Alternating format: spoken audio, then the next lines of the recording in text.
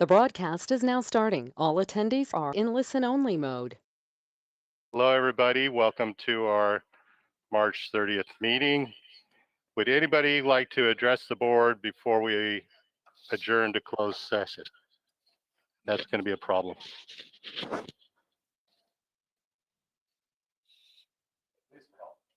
Ms. Armstrong? Yes, we have 4. First up is Michelle Orgon. Very good. Hello, Michelle.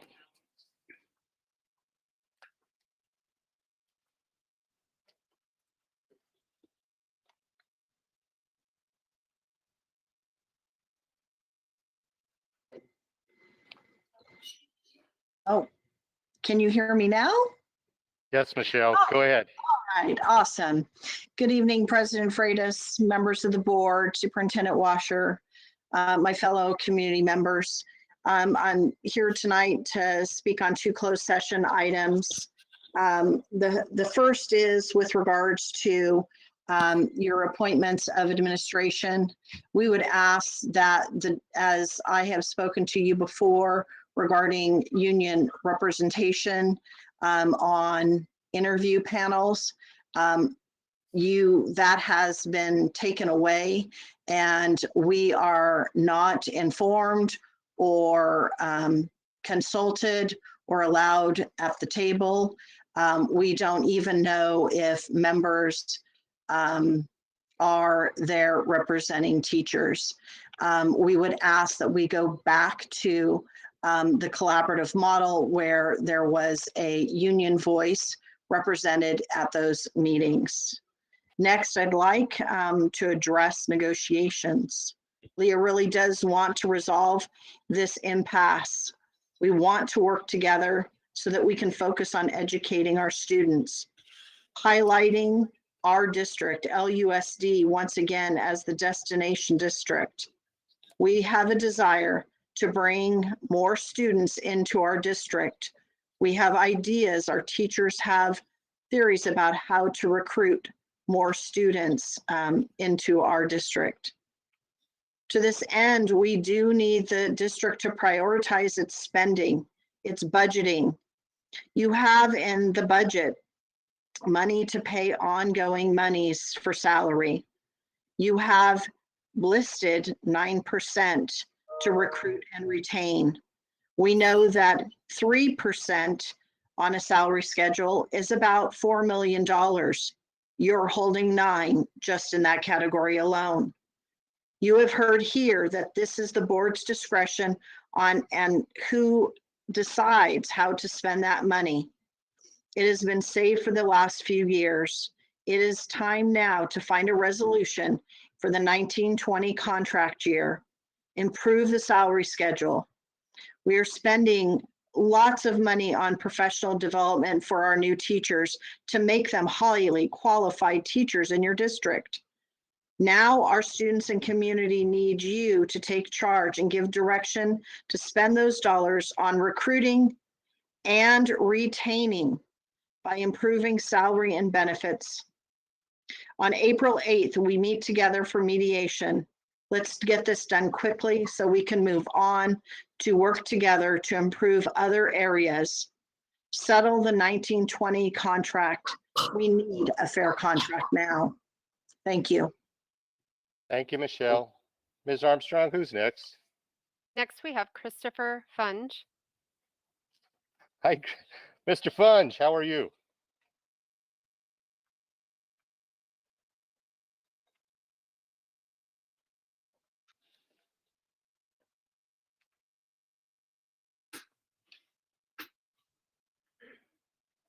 There we go. All right, sorry.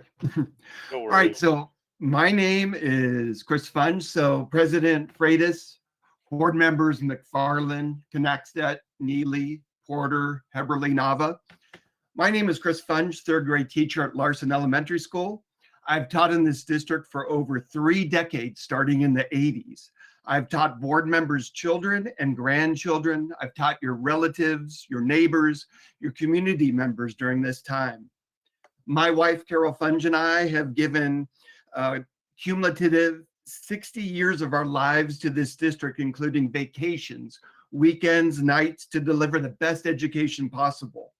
We've spent out of our pocket over $75,000, and that's very conservative over these 30 plus years for both of us. And that money that could have stayed in our own families' pockets. For years, I've provided free intervention at no cost to the district or to the parents of those families. We were asked back in July after a year without a contract for the 2019-2020 to give 150% by this board to give that percentage to make online learning successful. We had to figure out how to do this mainly on our own and with supplies coming only most recently. And we teachers have stepped up. We have delivered. This has been the hardest year that I've ever taught in my entire career.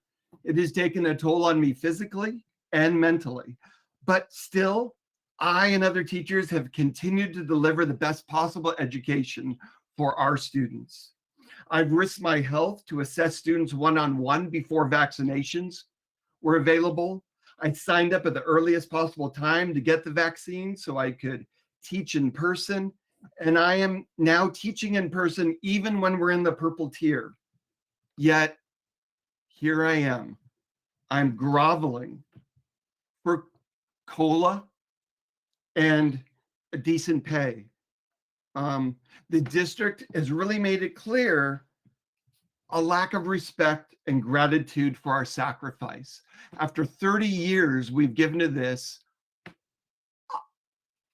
I just don't feel any respect from this district, that I'm here just groveling to get fair pay. Please show respect and direct the district to settle a fair settlement. Thank you very much. Very good. Thank you, Mr. Funge. Ms. Armstrong, who's next? Next, we have Carol Funge. Hi, Carol.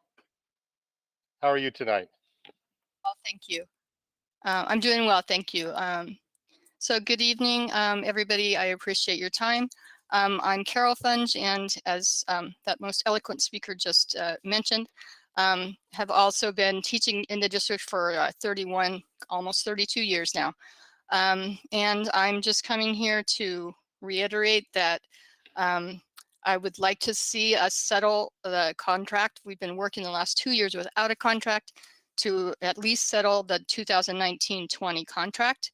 And I'd really like to point out that that should be inclusive of all the teachers who worked during that school year, as getting older and, you know, looking forward to retirement. There are people who retired at the end of 2019-20 without any kind of benefits from the contract that has not yet been settled. And looking forward, it feels like that's kind of what things are heading for, you know, this year as well. So I'd just like to ask you to really honor that, the people who have put in so much work in the last 2 years to make this happen, at least to have our 2019-20 contract settled in a fair manner, at least with the COLA. And having looked at a lot of the numbers, it looks like that's a possibility, okay? Especially with the extra money that's come this year from the CARES and Act, and also from the extra money that's just come from the federal government. So thank you very much. I appreciate your time. Thanks. Thank you, Mrs. Funge. Ms. Armstrong, who's next? Next is Kimberly Freeberg. Hi, Kimberly. Welcome to the meeting. Thank you. Good evening, President Freitas, members of the board, and Superintendent Washer. Our students deserve the best teachers to create the best futures for us all. Spend your reserves today on today's students. We do not need to save 20% or more when we are only required to hold 3% reserves. We'll be facing a teacher shortage, and these kind of negotiations are not going to help people wanting to go into the teaching profession. If we do not have an attractive salary schedule and benefits to attract teachers to Lodi USD, we will not get teachers applying to Lodi at all. The morale is so low that teachers are looking to go elsewhere and are not recommending the teachers to apply to Lodi. We need the board to prioritize settling the 2019-2020 contract. I've been coming to speak with you guys at these board meetings for a year now, and it's sad that I'm still having to come and talk about the same issue. We need to settle this contract to get us on a better path for the future for our students and for negotiations with the teachers and the board. Thank you.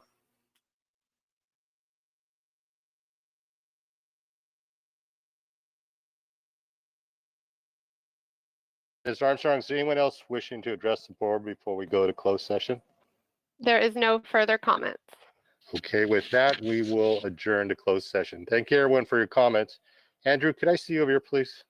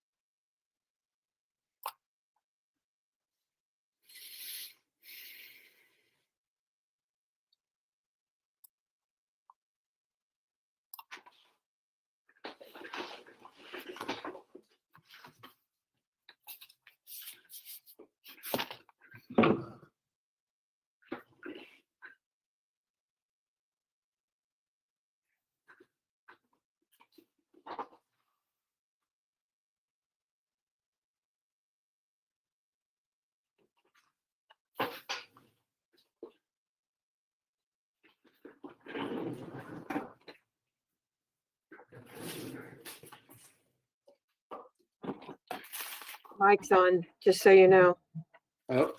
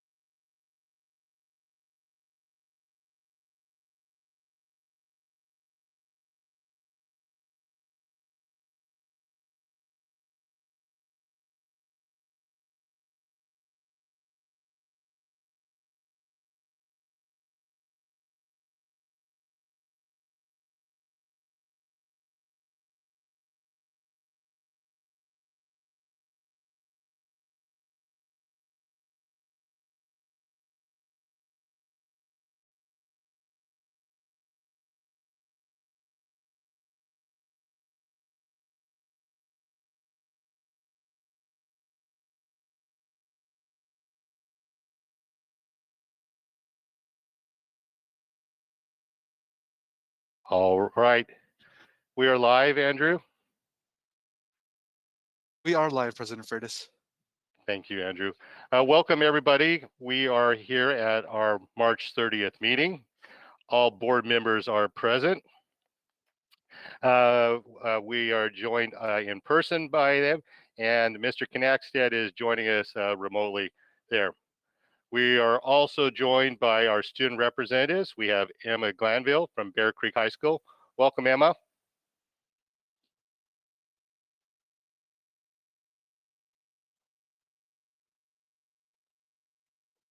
Emma, did we got you there somewhere?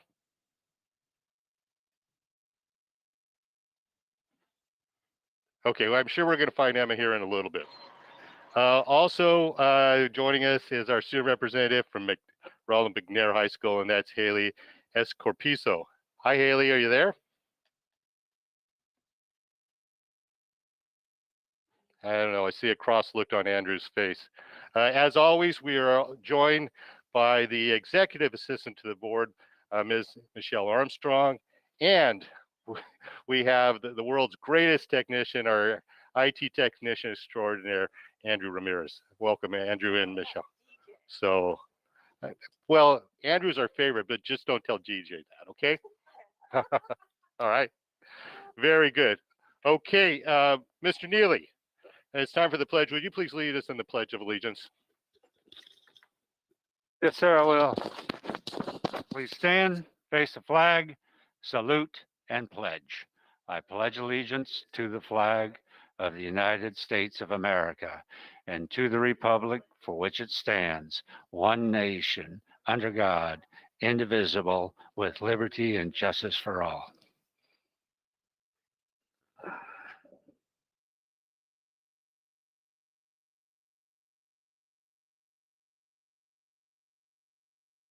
Very nice job, Mr. Neely. Thank you very much for that. And report out from closed session. Consistent with prior direction by this board to open as our schools as soon as legally permissible, this board is directing that all students will return full-time to full-time instruction 5 days a week as of April 12th, Monday, April 12th.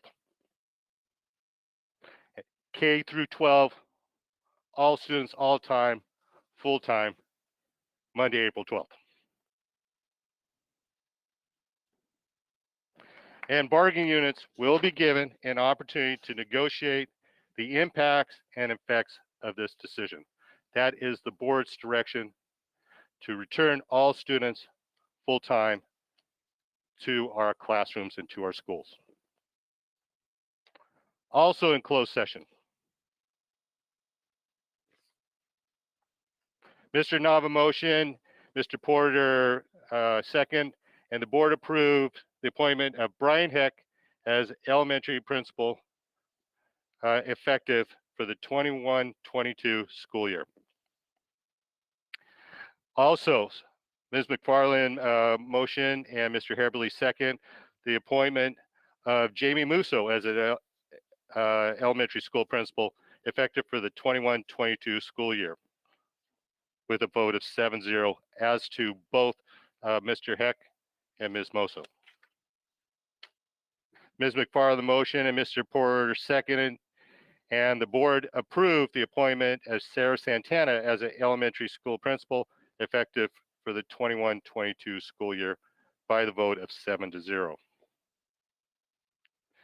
Mr. Neely motion and Ms. McFarland second, and the board approved the appointment of Alyssa Barbon as an elementary vice principal effective for the 21-22 school year by the vote of 7-0.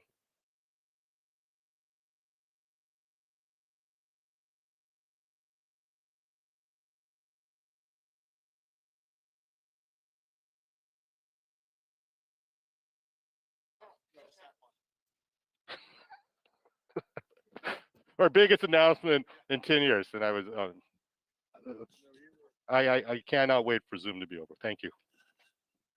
Mr. Porter motion and Mr. Haverly second, and the board approved the appointment of Philip J. as an elementary vice principal by the vote of 7-0.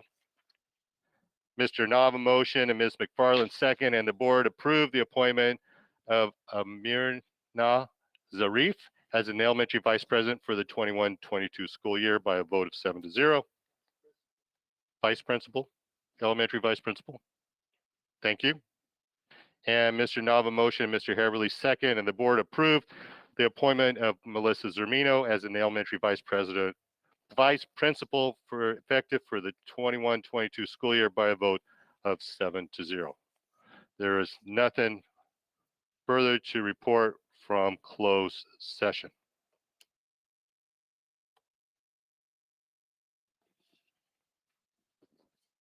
Moving on to the agenda, Superintendent's report. Dr. Washer.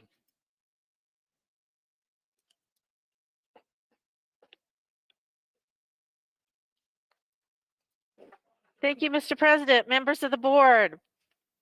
I want to start by addressing the issue of Are you muted? I'm sorry. No. Am I okay? I want to start by addressing the issue of public comments at board meetings.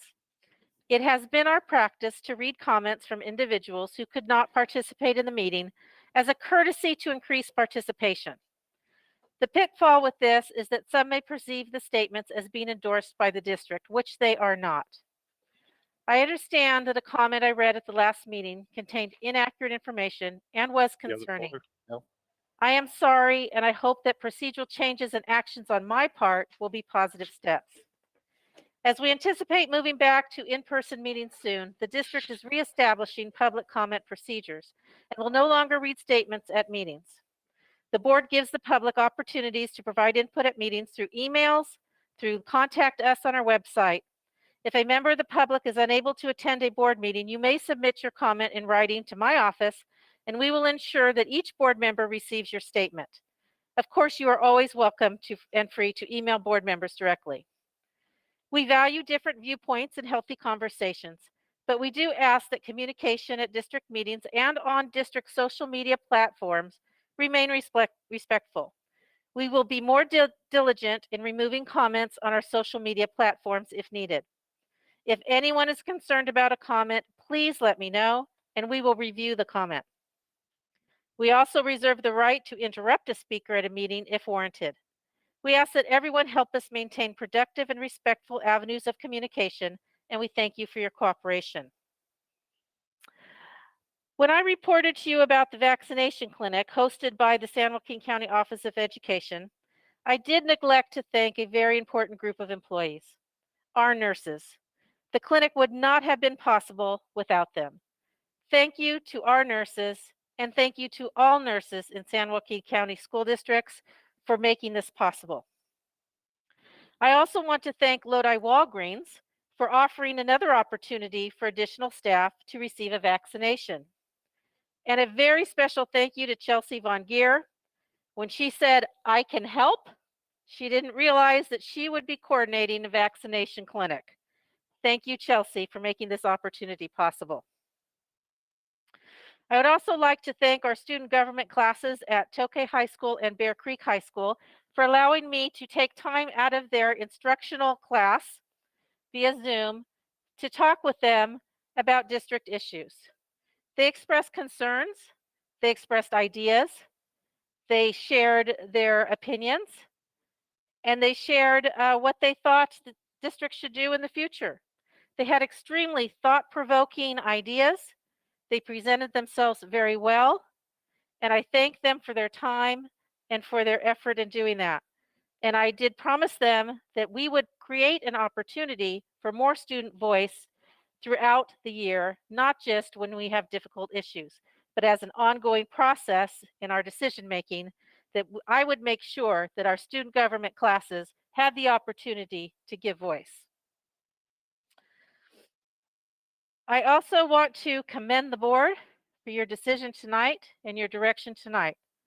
You have shown without a doubt that you are here for students and that the most important thing to you is educating the children in this community. Thank you very much for being focused on students, for doing what's best for children, for taking a stand. Our community is fortunate to have you. Thank you. Thank you very much, Dr. Washer, for that excellent report. Moving on on our agenda, we have board recognitions. The executive director for God Kids is retiring, and we'd like to honor her here tonight.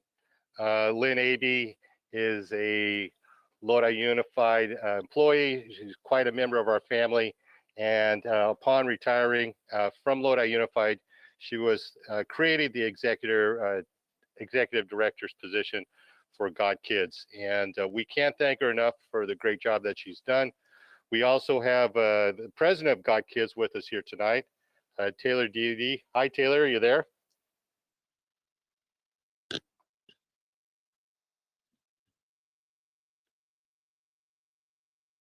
I am here. Hi, Ron. Hi, Taylor, how are you?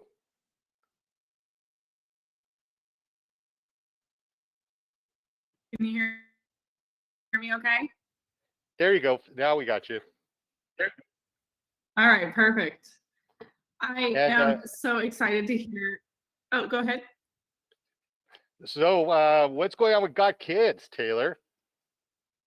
Well, currently Lynn is working hard to train our new executive director, Janelle Barsetti.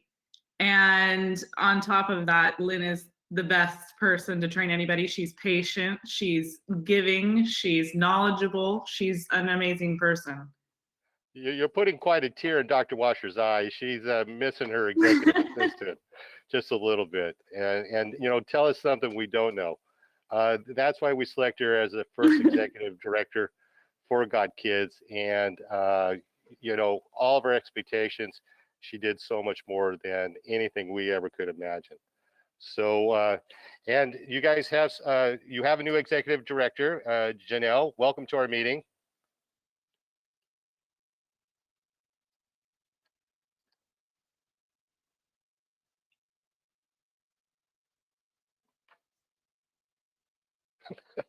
You did. Hi. Hi. Thank you so much. Sorry, I was having a little bit.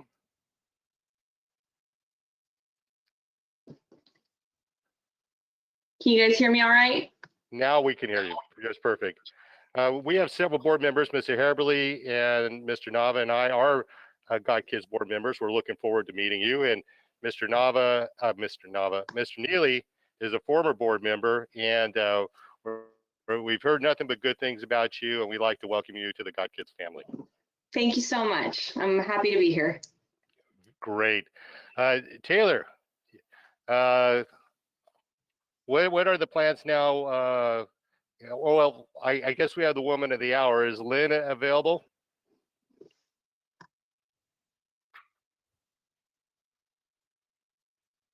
Hi, yes, I'm available.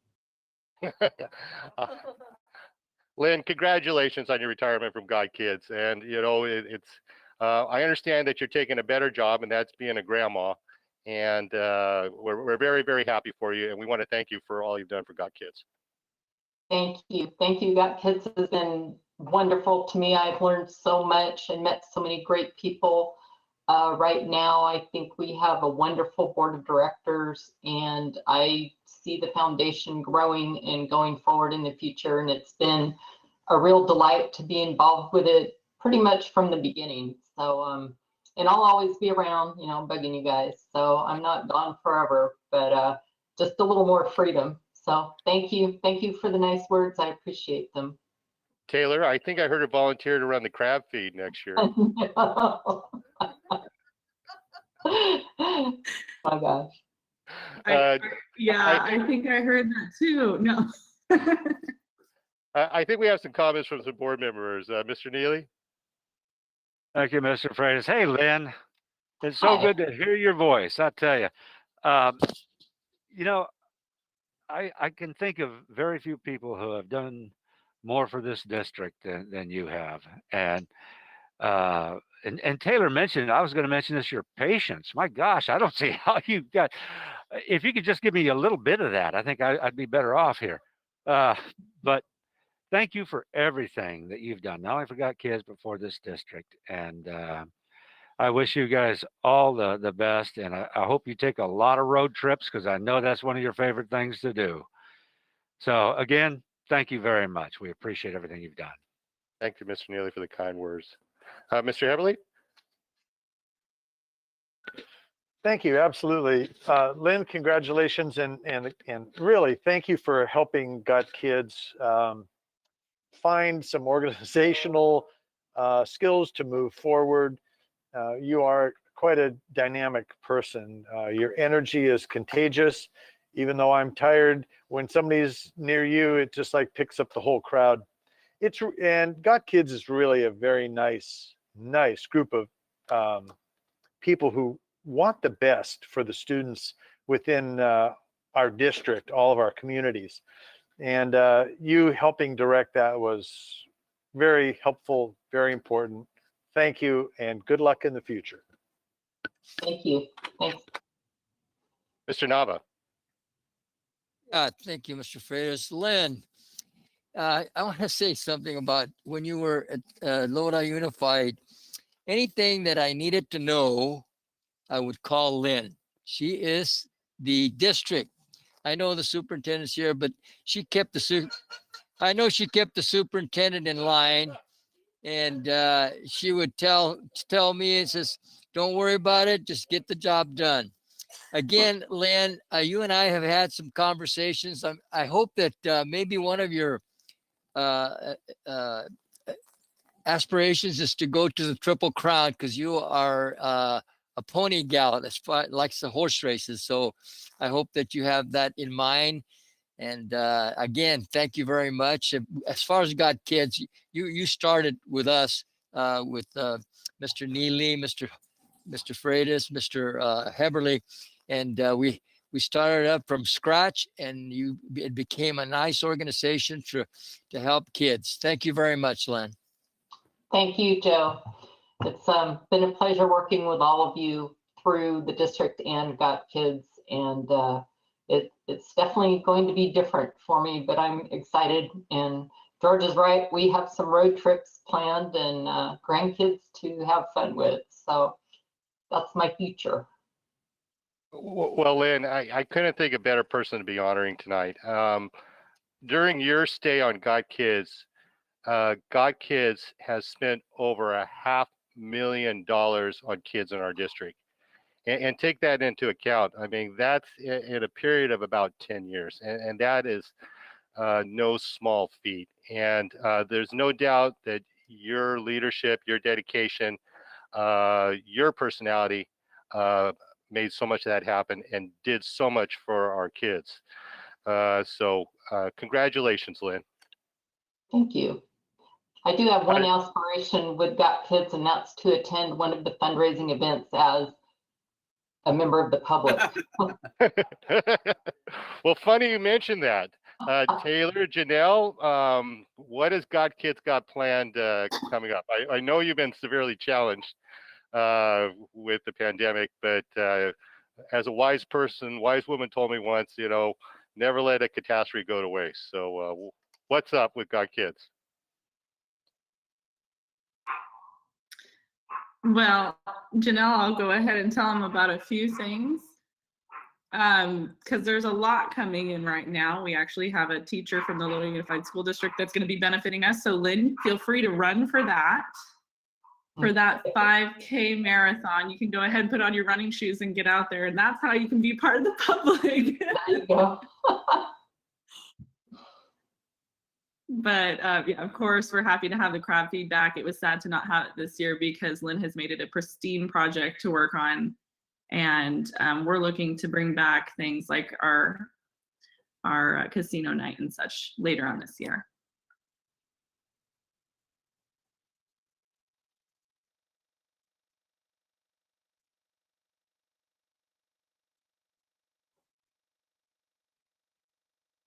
Everybody's muted.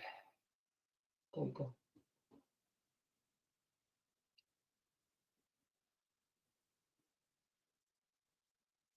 Gary, why don't you go ahead, because right now, Okay. Mr. Okay. Well, yeah, I just had a quick one.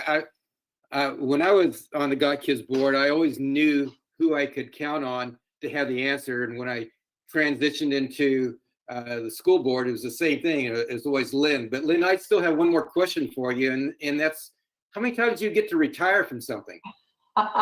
This is it, final time. Okay. Okay, I'm just checking. I just want to make, okay. Thanks, Lynn. Thank you, Gary.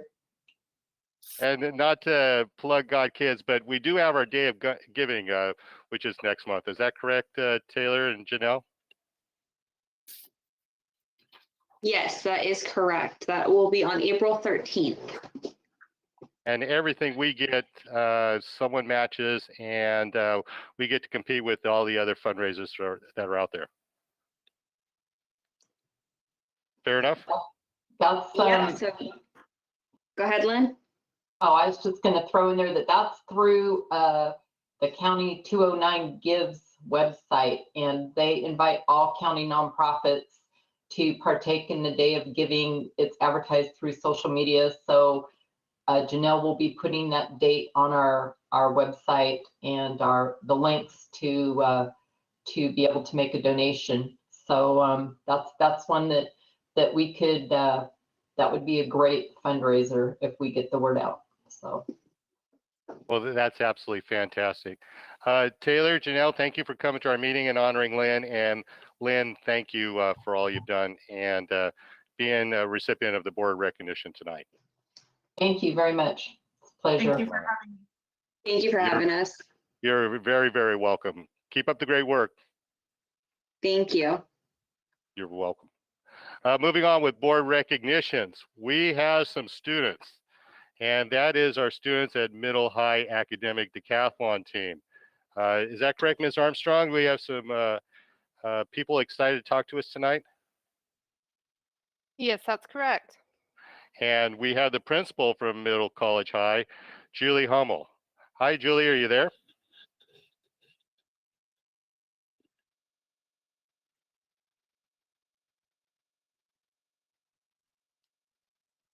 Okay, I just got unmuted. Hi, everyone.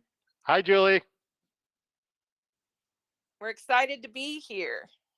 Well, you were so excited that we asked you what happened at state. You said that you weren't going to tell us until Saturday because the results were sealed. Is that correct? That was correct. The information, we weren't allowed to share anything until after the awards ceremony on Saturday. And even orders from the superintendent's office, you held fast and you refused to tell us the good news that we're now discussing tonight. Is that correct? Correct. Well, I got to tell you, that's pretty darn impressive. And Julie, you're joined by some people for the academic decathlon team. You have Andrea Giannoni, the academic decathlon teacher. Is that correct? Yes. She's been amazing this year and other years too, but I've just been so impressed with all of her efforts, all the weekends and evenings that she has dedicated to her team so that they can be successful this year. That's great, Julie. Quite honestly, I think you just winning the county would have got you board recognition, but there is more going on tonight, and you got some great news to share with us. Is that correct? I'm actually going to let Ms. Giannoni speak about that. All right, fantastic. Hi, Andrea. Hi, how are you? Very good. All right, you might as well let us know what's going on. Yes, so this year, well, like last year, but we know how that went. So this year we have advanced on to the nationals competition, and our team will be competing in the online medium schools category. So we're pretty excited about that. Well, we are very excited about that too. That is no small feat, is it? No. So last year we did have the opportunity to advance to nationals, but unfortunately everything was canceled due to COVID. So we just had the recognition aspect of it. So this year we get the full competition. Well, you know, there's a lot to be said that if you couldn't go last year, then darn it, you're just going to win again this year, you know, and be sure to go. I really like that attitude. You're joined by some students here tonight. Is that correct? I believe so. I think we have a couple. Okay, we have some individuals we'd like to recognize, members of your team and accomplishments at the state competition. Yes, I think we have Anish Ahuja, he's one of our honor decathletes. I think he's with us as well. Hi, Anisha, are you there?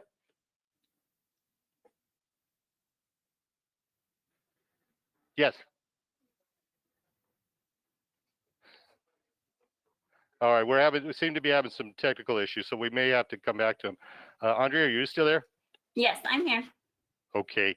Why don't you go ahead and tell us about the team and tell us, I think there were some individual awards also. Is that correct? Yes. Now So this year, the topic every year is a different topic, and this year happened to be the Cold War. So our students, studied and prepared the 7 objective tests, and our Division I team participated in the essay and speech and interview portion. So that made up the total 10 subjects there. And I believe I shared, there's a PDF. We have a class of about 38 individuals who participate in the team. We have 9 individuals on our Division I, 9 on our Division II, and the remaining students are alternates. And in total, at the regional competition, we ended up taking first place overall for Division I and Division II, as well as first place for our super quiz and first place for the class category. And in total, I think we had about 66 medals that were accumulated at the regional competition. And so that was pretty amazing. Some of our students won cash scholarships as a result of their high scores. So Anisha Huja, he won the Walter Rathis Award, which was $1,000. And he also won a first place overall honors scholarship for $500. And Lauren Duquez, who's also an honor, she received a $200 scholarship for second place overall honors. And a new player on our team this year is John Carlo Fornars, and he had a second place overall scholastic scholarship for $200 as well. So that is, go ahead. Oh, I was just gonna say they did really well at the regional competition. So I'll say that is spectacular. And my understanding is, not being smart enough to ever compete in academic decathlon, that a perfect score is 10,000, and Anisha Ahuja's score was 9,242 for first place. Just about 600 points shy of a perfect score. yeah, and that was at the state level. So Anish went on and he ended up scoring that at the state level. So yeah, it was pretty phenomenal. And how many schools were in competition? At the state competition? Yes. I believe we had I think there were a total of 73 throughout the state, and we placed about 18th. Wonderful. That is, and because of the school size, you have qualified now to go on to nationals. Yes, yeah, and even though we're a small school, we have the opportunity to play up into the medium schools category. So that's where we'll be competing.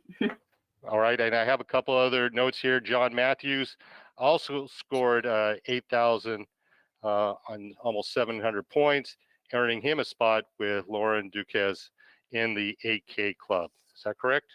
Yes, yeah. So last year, because of the inability to host a state competition, it was online, and for the purpose of just recognition, California Academic Decathlon came up with these K Clubbers, which is where they decided to acknowledge 7,000 students that scored in the 7,000s, 8,000s, and 9,000s.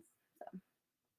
And I'm looking here at my notes, and it says that Anisha and Lauren each scored a first place in literature and mathematics, respectively.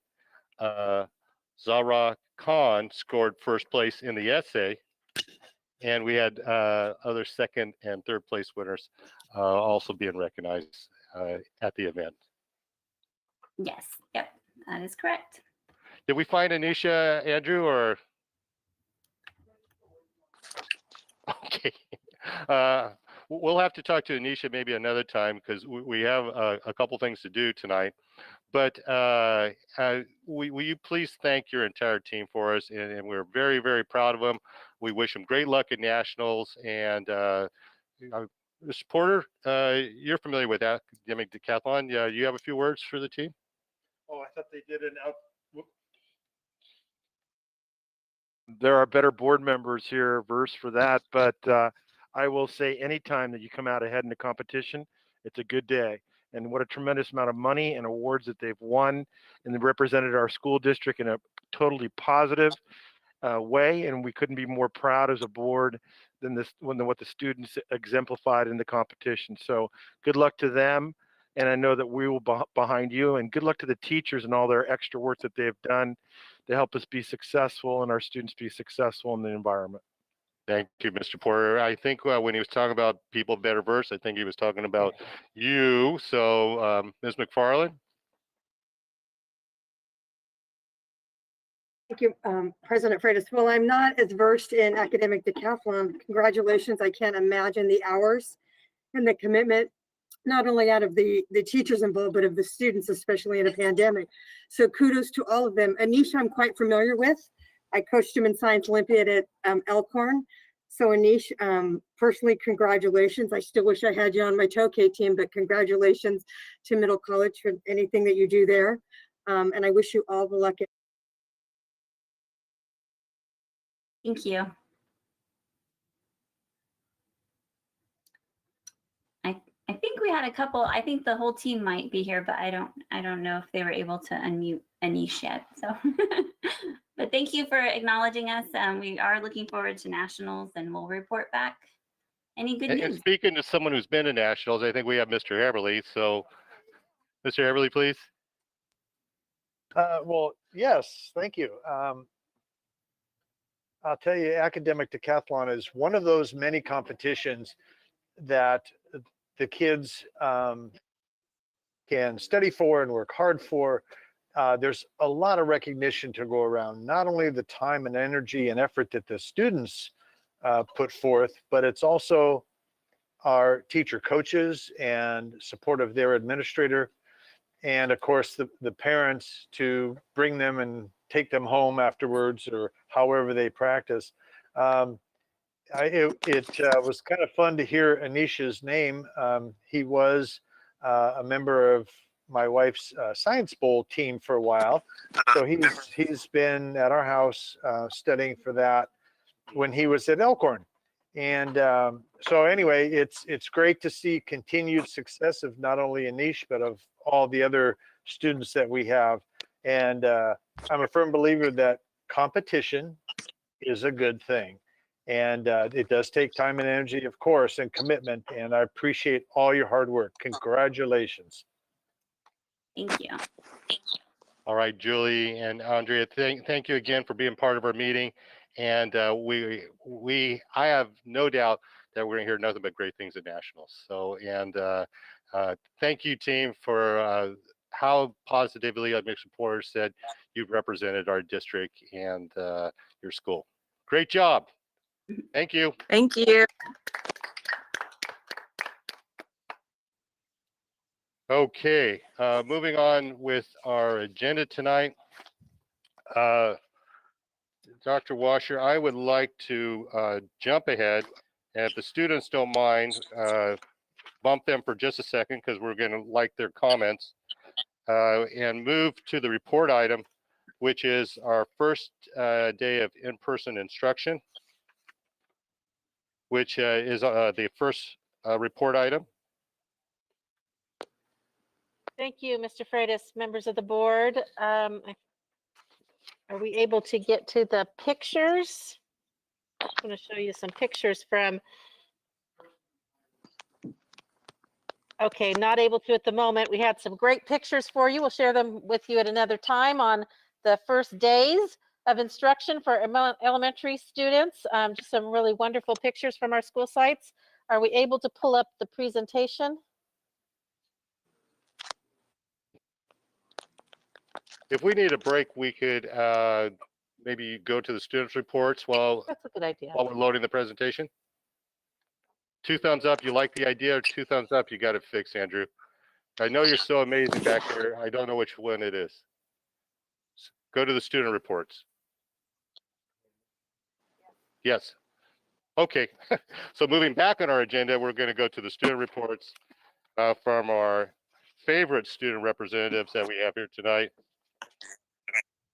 We have Emma Glanville from Bear Creek High School and Haley Escorpiso from Bear Creek, from Ronald McNair. Emma, are you available to give your report now?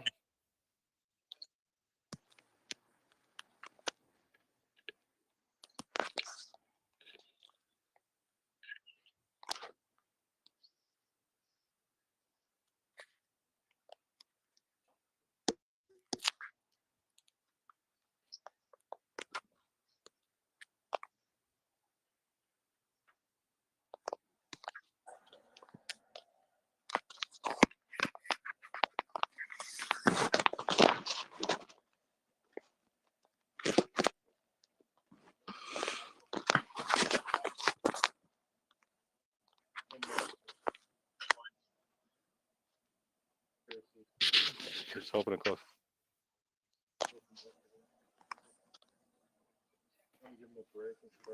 We could.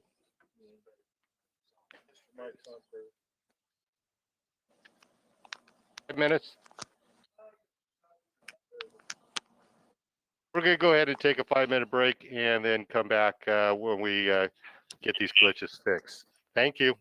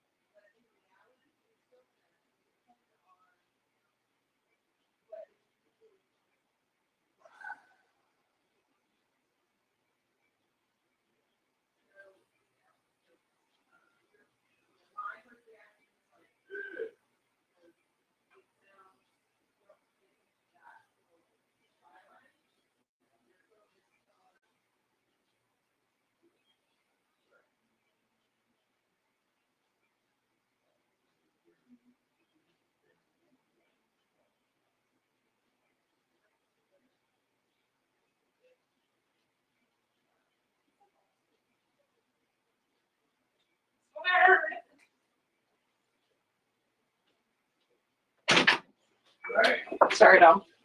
I was gonna grab my phone and make sure that it's.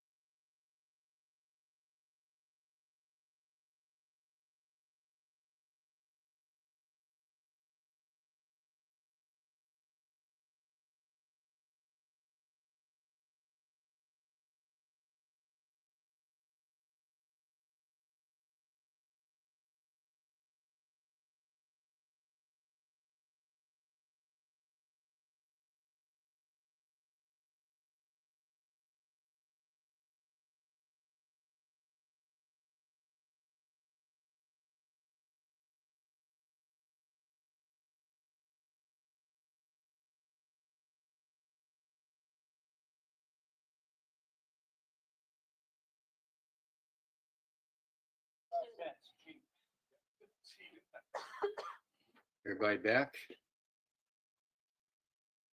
We never left, Gary. We're ready for a motion to adjourn. Okay, So- good. So moved. All right. Okay. I think we made up our mind that we were going to go to student reps. So if we have Emma or Haley, why don't we go ahead and we'll take their reports now, please. Hi, I finally got unmuted. I was trying to do that earlier, but I was like, how do I signal them without a mic? It's nice to see you all here tonight. It's nice to see you, Mr. President. And I got to confess, I don't know whether you're Haley or Emma. So. Oh, this is Emma. I'm sorry. I forgot that we weren't specific about that. This is Emma. Is your camera on, Emma? No, I'm calling in because my phone is the only device that I can use the app on, so I have it from call in. Well, that's fantastic, Emma. Thanks for joining us tonight. Of course, thank you for having me. How are things? Okay. What was it? Sorry, I couldn't hear. How are things at Bear Creek High? As of these first few days being back, they've been really good.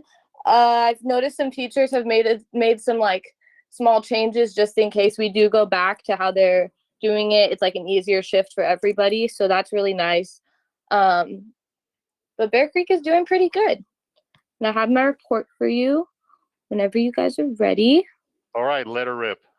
Okay, so as we're approaching like the last 2 months, I believe, of school, we're still working on ways to recognize our seniors because since like the school year, if we get any at all, it'll be like a couple weeks maybe. We still want to make sure that our seniors feel like they had a senior year to some capacity and like you're still graduating high school, so it's exciting. So we're still trying to work on things to recognize that.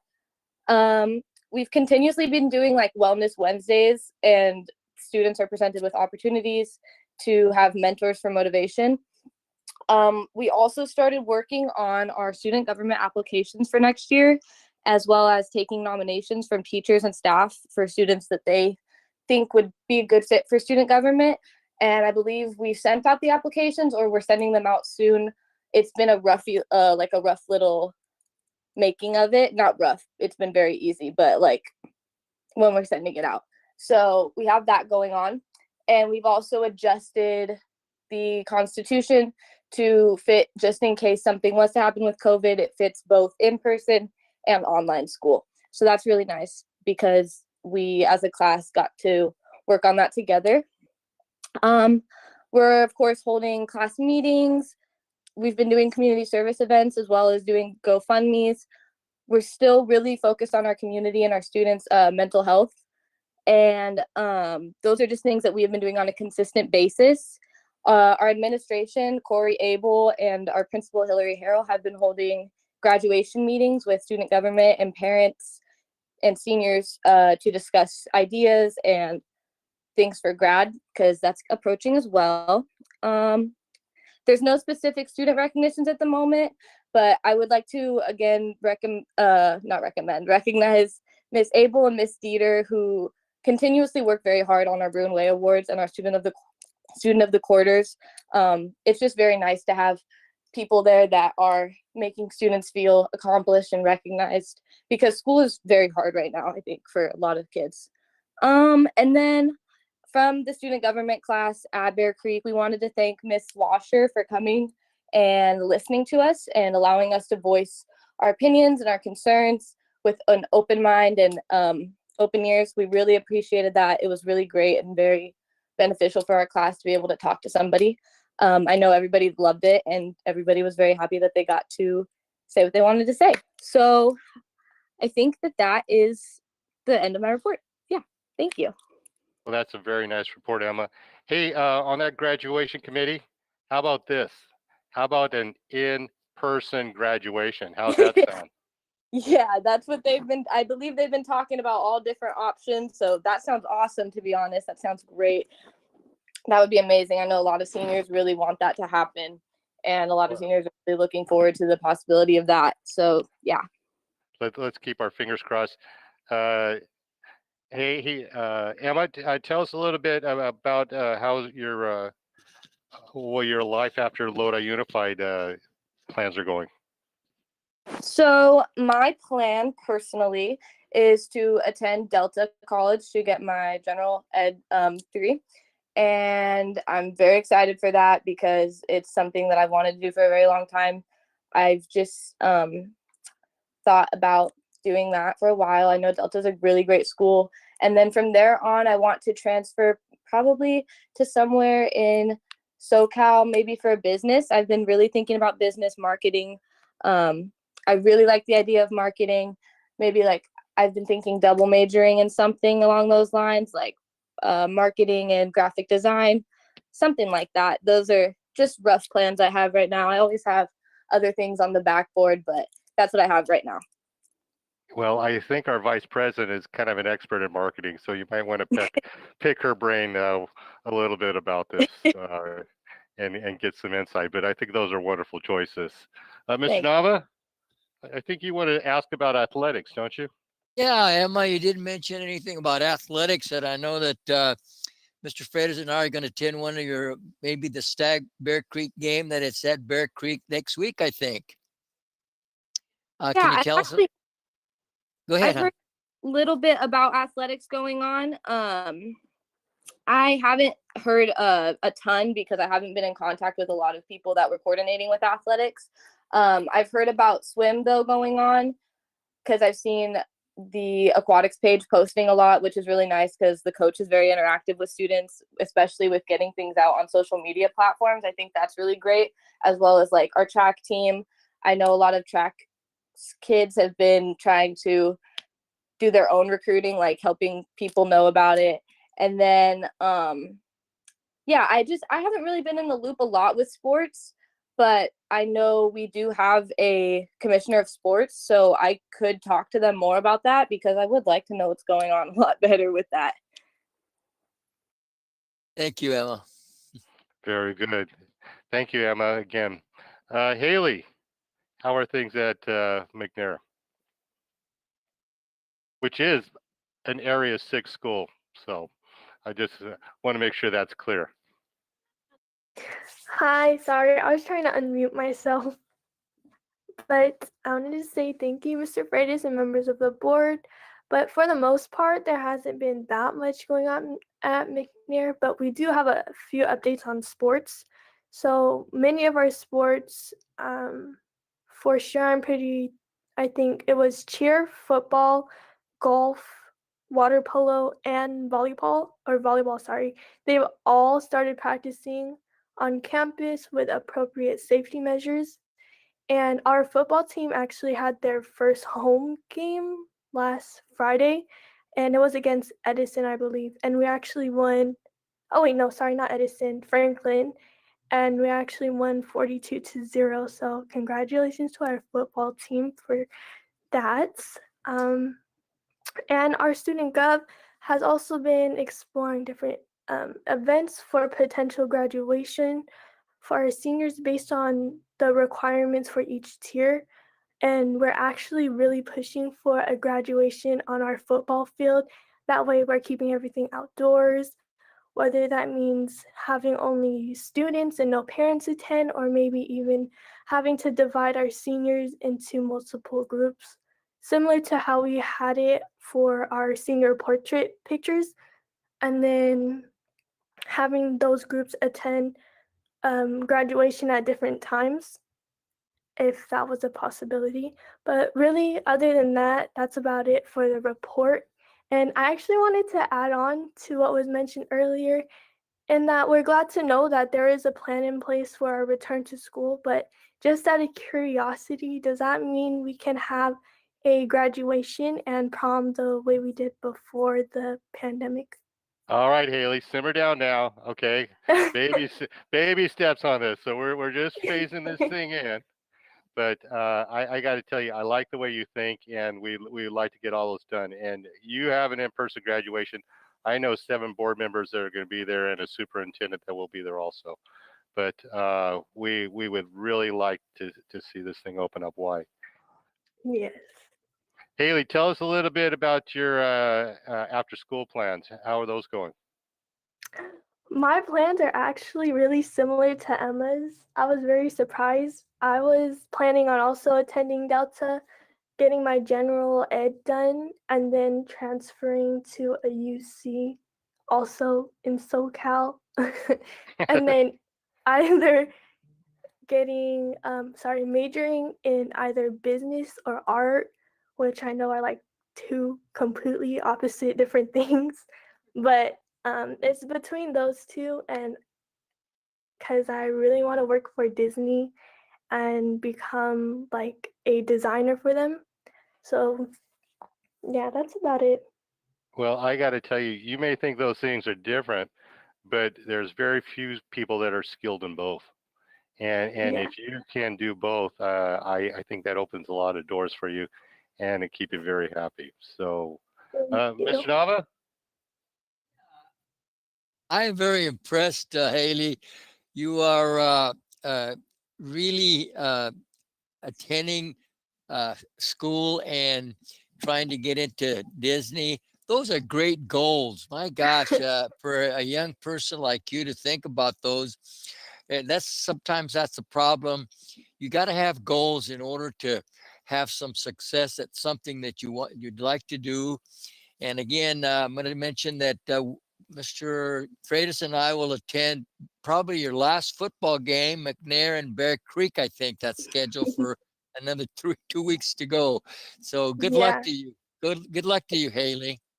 Thank you. All right, thank you, students. Those are wonderful reports.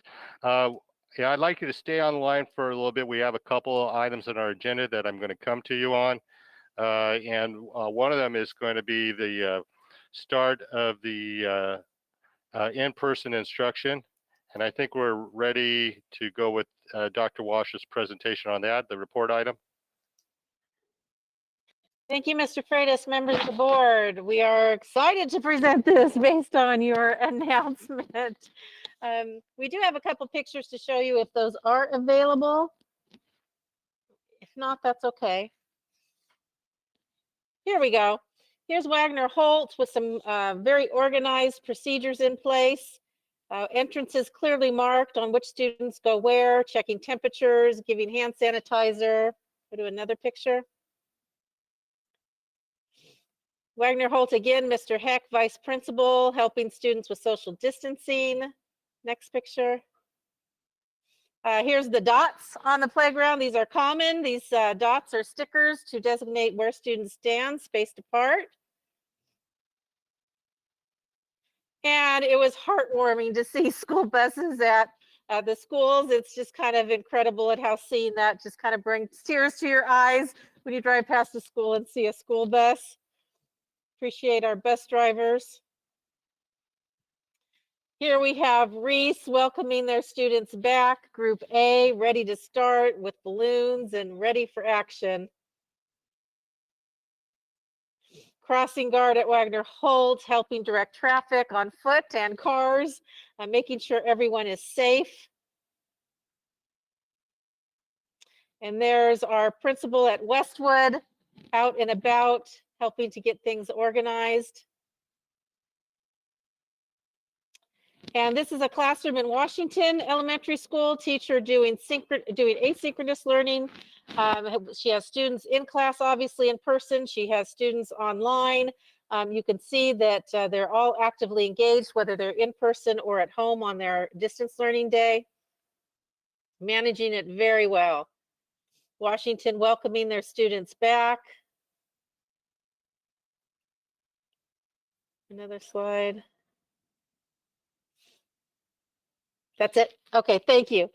So just a lot of fun and just a lot of excitement at our school site. So thank you to our school staffs for making it such a welcoming day, 2 days. Go to the presentation, please, if you don't mind.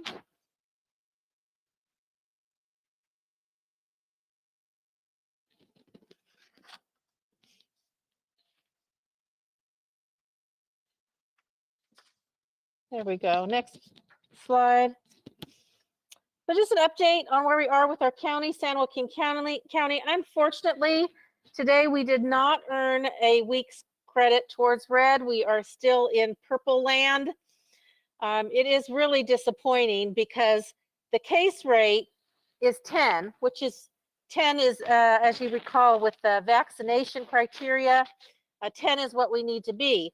However, there is a formula that includes the testing rate, which gives us the adjusted case rate, which kicked us up to 10.2. So because of that 0.2, we didn't make the red criteria. And this is, from what I understand, because not enough folks are getting tested in our county. Of course, if people are feeling okay, we're getting vaccinated, there probably isn't as much desire to get tested. And unfortunately, that is still calculated into the formula. The positivity rate is 4.4, which does fall into the red category, and the health equity measure is 4.8, which actually falls into the orange. It's been in orange for a couple weeks now. Next slide. So that was disappointing news. We are keeping an eye on the San Diego court case. The hearing was scheduled for April 1. It has been changed to April 8th. So just want to make sure that everybody is aware of that. Next slide, please. Our safety plans, we did submit our safety plans to County Public Health on March 25th. The county was helping us in looking at it first, trying to help with the process in case there were anything that needed to be adjusted before we sent it to the state.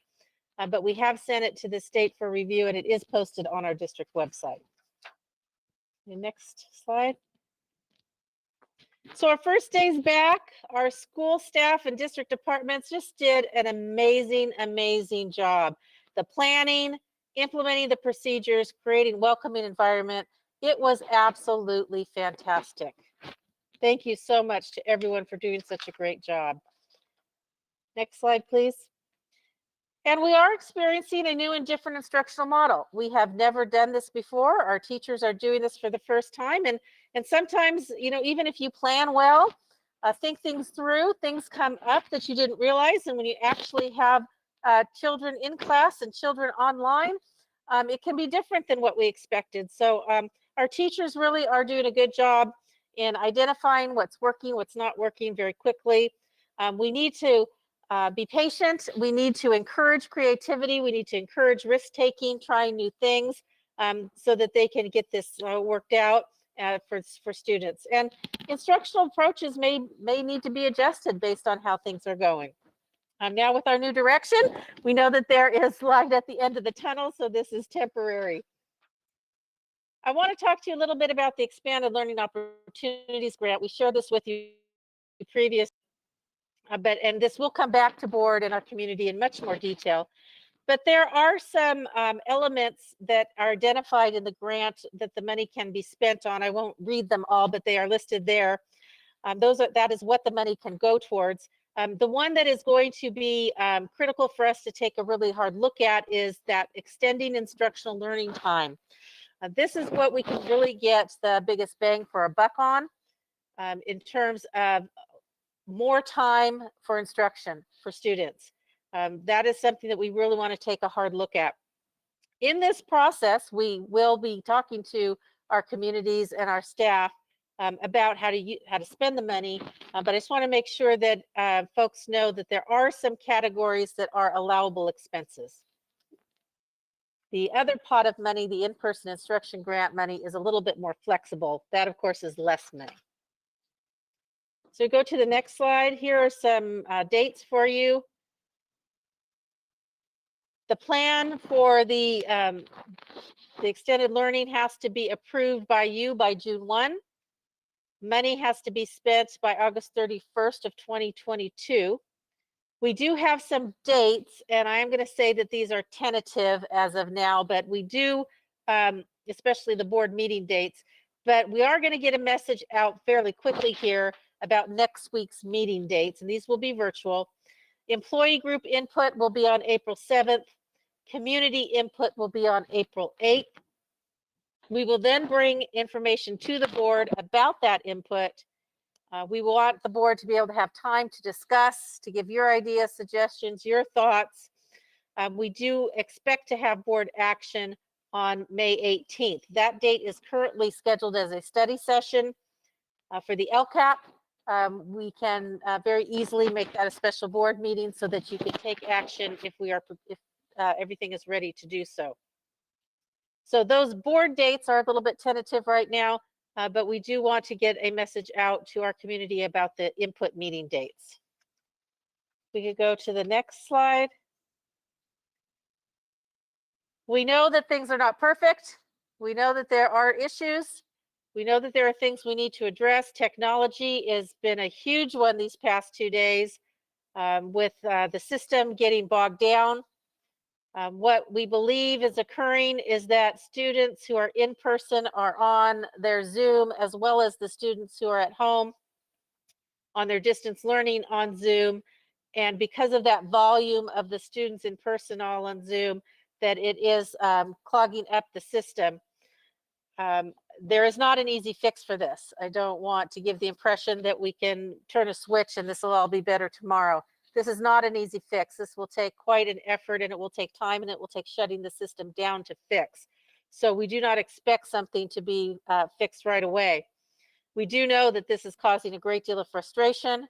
It's causing a great deal of concern. We know it's a huge issue. We know that there will have to be modifications in how teachers approach lessons and approach instruction. But with your announcement this evening, we know that that's not long term. We are also looking at some different ways to do COVID-19 testing. We do have some procedures in place now with opportunities for testing, but not on a regular, frequent basis. So there's some new developments out there on how to do testing, how to do massive testing with students and staff weekly. So we are looking into those types of things to see if there's some new things out there that we can put into place just as an added measure of safety. We are also working with our after-school program partners so that we can provide services to parents for after-school programs. We really have two pockets of after-school. We have the ones that we run, which is our Bridge program. And then we have the fee-based, which is our community partners who use our sites for their programs and charge parents for that. So we're working with our partners on how we can best offer our facilities and provide that service for parents, but make sure that protocols and procedures are in place to ensure safety as well. The 712 instruction, you've solved that one, so we don't need to talk about that one. And I know that there are other things out there that will pop up or that are out there now. It's only been 2 days, so I'm sure that other things will come up as well. I believe that is the last slide. So I will open it up for the board. Well, thank you, Dr. Washer. It is great to have kids on our campuses, and I'm with you. I was driving to work and saw a school bus pass the other way, and it was a long overdue sight. And I don't think a school bus would ever have that effect on me in my life, but I sure did. I sure was happy to see that and kids back at our schools. Very, very nice job. Comments from the board? Mr. Neely. Thank you, Mr. Freitas. Can we look at that slide again? I think the title of it was Expanded Learning Opportunity Grants. Dr. Washer, I was going to talk about this during non-agenda items, but it happens to be here, so I'm going to talk about it now. Let's take a look at that there as a grant for extended learning opportunities. Now, one of the things that I think that we really need to look at here, extending instructional, the second item down, extending instructional learning time, school day, intersession, and summer school. You know,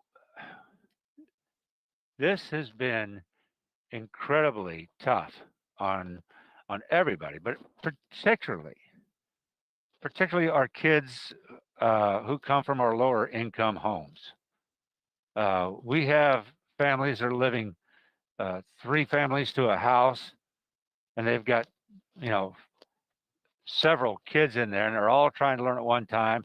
English may not be the primary language. There's a lot of issues going on. We've got some catch up to do. And we've also got some money to help us with that catch up, and that's exactly what these grants are for. I'm going to suggest to you that we make this a priority this coming right now and implement it this summer. We got to try to get these kids back on track as much as we can. I would also suggest to you that with everything that's going on right now, our current staff has their hands full. This is uncharted territory, unprecedented times. We need to maybe look for somebody to head this thing up, such as a former principal, retired principal of a Title I school, maybe, that could take charge of this. And we need to get them in place now so that we can maybe make this happen this summer. I'd like for us to really look at this and I hate to use the term because it's so overused, but an out of the box kind of setup. Who can we have help our kids bring them up to speed? Well, there's a lot of people that can do that. There are current substitutes that could be called. First of all, the first thing is I would give the opportunity to our teachers. Okay, that's the very first thing. But I think this may be greater than the number of teachers that we have that would want to participate in this because they've got their plans, they've got their life. So why not substitute teachers? Why not people? I mean, this is not credit school. This is just a helping class here. Why not some of the students in teacher credential programs for a summer job? Why not maybe even some of our high school juniors and seniors? We've got to really get involved in this. This is a big deal. All right, our kids are behind, and we need to get them as caught up as we can. And you know what? I don't think that one summer is going to do it by any means. So we may have to look at some other avenues. I know Lodi Public Library has offered to help with English in the past. They also have a homework club there, so we can look for out to the community for this.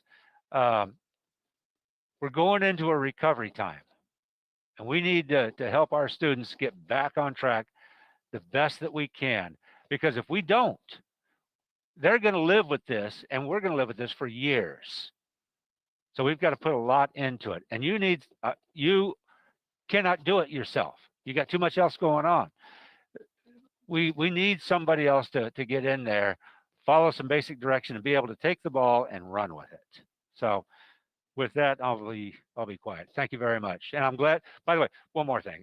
I did hear from several people that things were just going great. I got to give a shout out to Susan Peterson out there at Washington. From what I'm told, it was phenomenal. So, and I'm sure that that's just one that I heard about. I'm sure there are many, but I had to pass that along. Thank you, Mr. Freitas. That's all I've got for right now. Well, that was quite a bit, Mr. Neely, and I like everything you said. Very good. Mr. Nava. Yes, thank you, Mr. Freitas. Mr. Neely says start this summer. Start when we start as soon as possible on this intervention. I think it's such an important thing to do, especially with like you mentioned, the kids that don't speak English and they're all bunched up in a car, like you said, and they live in the house on top of this. I know that. I've experienced that, not personally, but I know and I've seen it. So it's important that we start when school starts right away, and the communication factor has to be in there for those students to do this. I think the start of that should be immediately and get on with it. And I think that it's a great thing that we have the money for it. There's whoever is beneficial to do this work should be hired and get this extended learning, whether you have to do it after school or even sometimes I think that in school or in homes lessons too. That would help quite a bit. I've experienced that before. So I think the communication factor needs to be addressed to the parents and the parents of the students and all that. And I think that would do the job. Again, Dr. Washer, a great report on this, and again, we're thinking about the graduation now. I think we're in the planning stages of graduation, and there are all kinds of ways to do this. And I have some suggestions, but I'm not going to get ahead of myself. Thank you, sir. Thank you, Mr. Nava. Vice President McFarland. Thank you, President Freitas. Well, lucky for us, gentlemen, that we have Mr. McGregor, who's working on our summer school plan. And I believe there was quite a number of students that will be affected, not that we wouldn't love more students affected by it. So thank you, Mr. McGregor, for being on top of that. The other part of it is I can't wait to start the learning loss recovery, but I want to make sure that our children are emotionally ready and safe. And I believe that was our board directive at the last meeting, to make sure our students are whole and then bring the academics on. And I think we might be able to do those simultaneously, but I have faith in Dr. Washer and her cabinet to make that happen. And I look forward to hearing about it. Thank you. Thank you, Vice President McFarland. Other comments from the board? Mr. Heberly? There we go. Green light. On this same slide that's on the screen, there are a lot of things that were mentioned, and it's going to be a multi-pronged attack. You can't just go, let's do that one, and then stop there. I think that so far you've heard some really good suggestions in addition to this about the social emotional needs in order to prepare them for these things that we're going to be presenting to them. I think that the elementary summer school is a great idea, intercession. But yeah, I think just looking at the school day, adding some time to that, of course, let's face it, that's a contractual thing, but it certainly doesn't mean that can't be looked into. Or after school tutoring, that's another thing that's on the list. And I think that it was mentioned too, is that you can't just pile on to the people that are delivering already. That just doesn't work. There's a lot of burnout and reset time that needs to take place. Everybody needs a break from time to time. And also a suggestion was offered to me also a few weeks ago, is that seeing as how this is going to be a long-term thing for the children to recover from this and to catch up, is that this isn't like a one done. This is, I think, a year after year effort that needs to be taken care of. So, I guess that's really the only suggestion. I mean, I'm looking at this and going, yeah, these look great, but it's going to take multiple years, multiple programs and efforts in order to help our kids get back up to where they need to be. Because if they didn't cover what they're doing this year, they can't move on to next year because that information was not taught yet. So there's going to be a lot of catch up. So let's help them catch up. Thank you. Thank you, Mr. Heberly. Other comments from the board? Comments from our student reps. Haley, Emma, did we lose you out there? While we're tracking them down. Dr. Washer, one of the reasons we're still in the purple is because we didn't have enough testing. Could we use some of this money for testing so that we can now meet the quota number and also make sure that all of our members of the Lodi family are safe? Mr. Freitas, members of the board, this isn't the only pot of money that we're going to be receiving. This one does have some restrictions on it. There is another round of ESSER money from the federal government, and there is the in-person, which is more flexible. So whether it's this or a different pot, we certainly can expand our testing protocols so that we are testing more frequently and more people. Right, and then getting credit for it so that we can get our adjusted rate into the red and orange eventually. That'd be very nice. Also, maybe our ledge committee could also talk to our friends in Sacramento and see what see that they can help us out. Very good. Haley, Emma, what did you hear about the first day of school or in-person instruction? I'm here right now. So regarding And I comments think on this is Emma, right? Emma, yeah, I'm sorry. I keep doing that. Regarding comments on the first day back, personally, my mom is a substitute teacher and she said that it was very exciting to see all the students like in person. She teaches elementary school. She said that it's like it can be a little bit concerning for her because she has Are you dying again? an immunocompromisation, so it is a little bit concerning, but she says that seeing their faces is very exciting. So that's really nice. That's really all I've heard about the return for the first day back, though. All right, that's great. What about Haley? What'd you hear?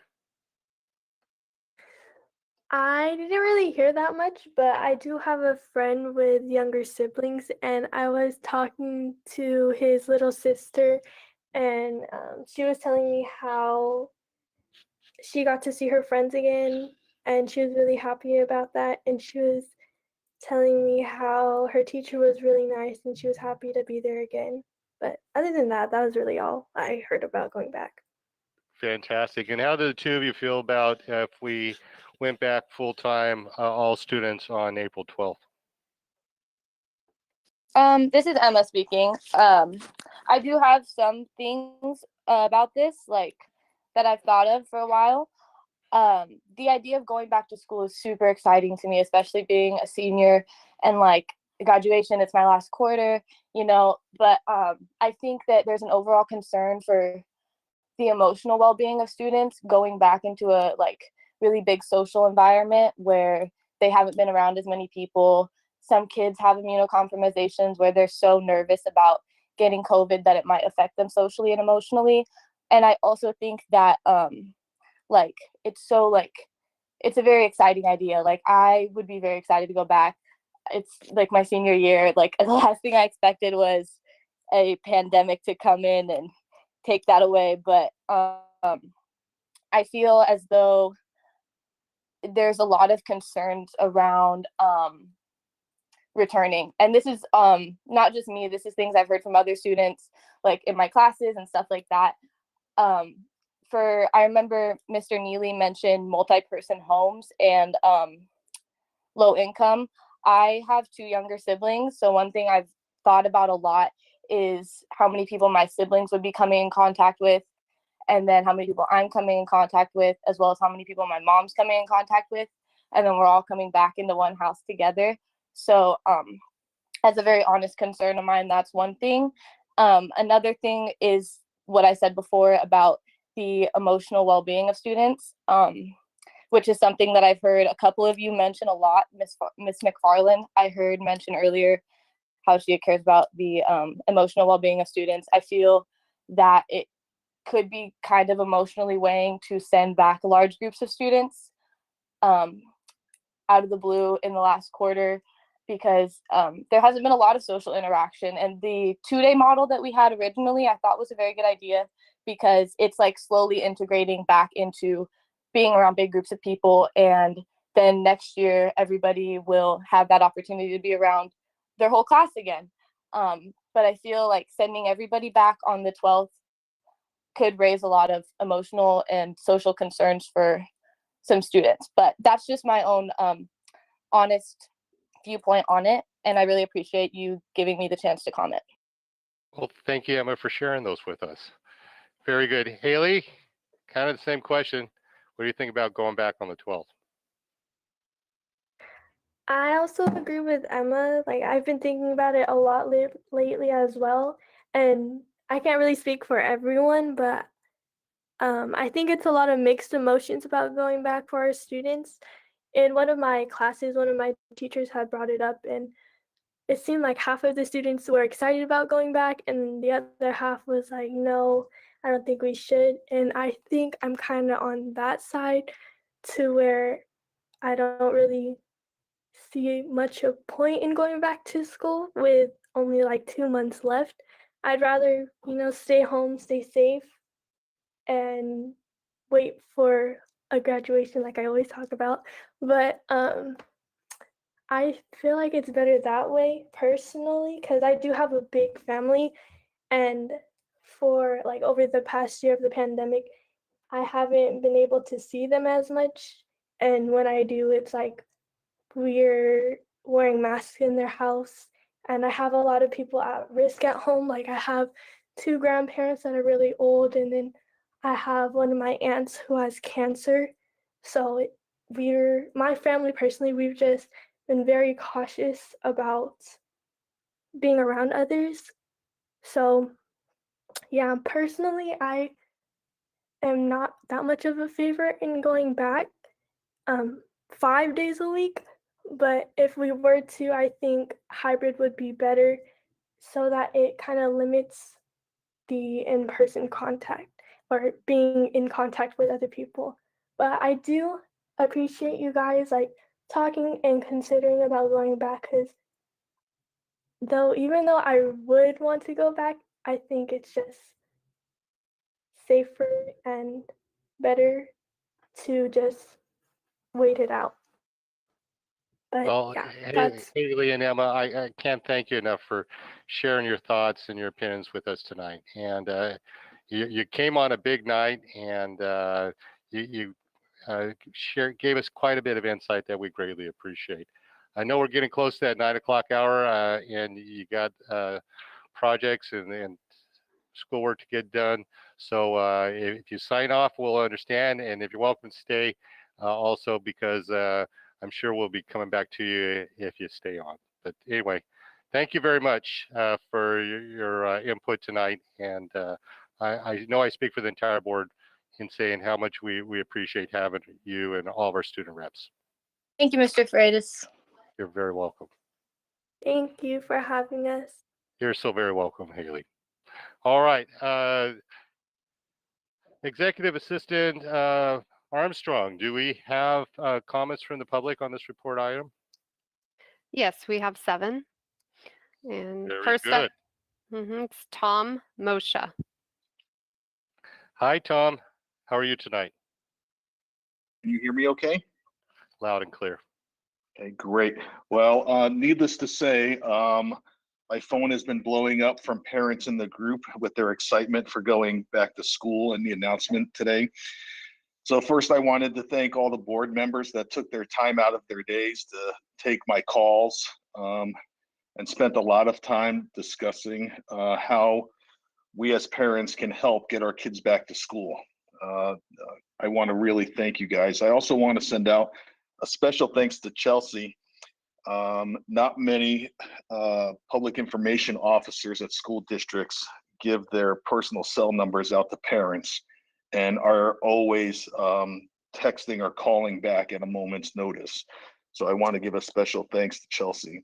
I also want to give a special thanks to our parent group and all the parents that got involved. It really shows that when a community comes together, we can make things happen. I did want to make a couple of comments about some of the things that were presented in the back to school plan, and specifically on the testing and being in the purple tier. And they came from a couple of experiences I had today, actually. I went to a couple of school sites and to replace a Chromebook, and to a couple of other establishments. And amongst the screening questions that were asked of me at public establishments were, are you waiting for a negative COVID test? So I've been fully vaccinated. I have also been getting tested every week to do my part to bring those numbers down. But the concern that I have, and I've expressed this to Supervisor Potty today, and have an email ready to go out for them. The question that is really concerning is, are you waiting on a negative COVID test? And when I honestly said yes, there was this whole rigmarole of conversation as to whether I could be in the building or not. So if people want to answer that question honestly, that is a problem. So people can just lie and say, no, I'm not waiting for results on a negative COVID test, but there's an inherent problem in the system on this testing. And I've tried to call public health today. I tried to call Maggie Park. It's impossible to get through to any of those people. So maybe the board can help in communicating this to public health, to Sacramento, that the screenings that are designed to keep us safe are actually hindering us moving into the red tier. Because I'm not a shy person, but there are people that are shy about that and will just not get tested because they don't want to have to answer the question of, are you waiting on a negative COVID test? That was one point. So maybe you guys can help us with that. I'm not sure. The other point I wanted to make that, Tom? Oh yes, go ahead, Ron. I need you to wrap it up a little bit. Sure. The other comment that I wanted to make, the San Diego case was pushed off to 4/8 because 3 of the districts settled. And finally, with the challenges in technology, I urge the board to do research on the school districts in Marietta, Georgia, who have successfully implemented distance learning and in-person learning in the same classroom. And in conclusion, I just wanted to thank everyone, and everyone's looking forward to be back in school on the 12th. Very good. Thank you, Tom. Mrs. Armstrong, who's next? Next, we have Lisa Wilkins. Hi, Lisa. Welcome to our meeting. Thank you. Can you hear me? Yes. Okay, great. I just want to say on this issue that my previous life, I did work doing what's called wide area networking. And basically I worked on a lot of the technologies, a lot of the physical infrastructure and physical signaling technologies that are now part of the internet. They basically became, we created a group called the Internet Engineering Task Force. And I was a part of that. So that tells you about how old I am. Because of course that was in the late 80s, early 90s. I had mentioned this summer that we were going to have network issues because of the way that video works. The way that video is transmitted is completely different from how it is when you search the internet. And when you search the internet, you can packetize things, they can be sent asynchronously. But when you're doing video, that has to be done synchronously. And now we're having these issues because no one would bother to listen to myself, and there were other people who brought up the same issue. Resetting the network and saying that kids who are in class are on Zoom, that's not really happening. That's not the problem. The problem is that you got to think about this like a plumbing issue. The pipes aren't big enough. And all of this COVID money, instead of buying all these worthless supplies that the students didn't really ask for and don't really need, we should have been updating our internet infrastructure. You want me to use an OWL in my classroom and to co-teach both distance learning and students that are coming back. And believe me, there are going to be several students, you just heard from high school students, that are not going to be coming back. Their parents and their families are not going to be feeling safe about this decision. The problem is only going to get worse. I had asked you long ago to think about reopening the schools thoughtfully and carefully. And unfortunately, the lack of planning by this board and the administration, this has not happened. I'm very disappointed. Going back and looking at what they've done in Georgia now, that's hindsight. You cannot implement those kinds of plans on a dime. I've done it. I've worked with Fortune 500 corporations. I've worked with startups. You can't just build infrastructure and by snapping your fingers. It doesn't work that way. There's a lot of moving parts to it, and we don't even have the technical staff. I was a Cisco certified. I was a Cisco network engineer certified at one point in my career. I probably could not pass it today, but I will tell you, it's not going to happen. So I'm just letting you know that I'm very disappointed in the fact that no one would listen to the teachers, no one would listen to those of us who are out in the field about what it was going to take to get this done. And those of us who have been dealing with these network issues, getting kicked off of Zoom, not being able to start Zoom classes or Google Meet classes, not being able to post assignments up on Google Classroom because Lisa, of the network, it's Lisa, not. I'm going to need you to wrap it up. I just did. I said it is not acceptable, and I put this solely on the feet of this board and the administration. Thank you. Very, very good. Thank you, Lisa. Next, Mrs. Armstrong. Next, we have Brenda De La Torre. Hi, Brenda. Welcome to our meeting. Hi, board members. Thank you for allowing me to speak. First off, I'd like to say I know that this decision doesn't come easily. I've had numerous conversations with board members, as well as numerous email chains with board members, and I appreciate you guys taking into consideration and going back full in-time person for my children. I have an 8th grader and a 9th grader, and this has weighed very heavy on my heart for so long. I know that there will be struggles, and I just ask us all to give each other the grace that we need. It's not going to be easy. There are going to be challenges along the way, but I feel like we should be able to come together for the betterment of our children. Also, in regards to the funding, I ask that you take a heavy look onto what teachers need per site, per classroom. And I ask you not to just give them bundles of things that they aren't going to use, but ask them what they need for their students. Each site is so different. Each child is so different. And I feel like we need to be asking teachers what they need instead of shipping them off stuff that they aren't going to use. I know that those millions of dollars can be used for the good of our students as well as the teachers. I know that our teachers work tremendously hard to give our children the education that they deserve. And as some people are upset, I know that they will do the right thing and put our children first. I appreciate them, as well as I want to say thank you to many other staff that haven't been mentioned. I have family members in food service who have been going on and they haven't missed a beat. They're struggling with giving kids lunch every day, giving 5-day programs, 7-day programs, yet our kids are being fed as well as all the staff in our schools. So I just wanted to make that mention, and I appreciate it. And I look forward to coming to the funding meetings for the millions of dollars that are at stake and putting all that money to the betterment of our child's education. Thank you.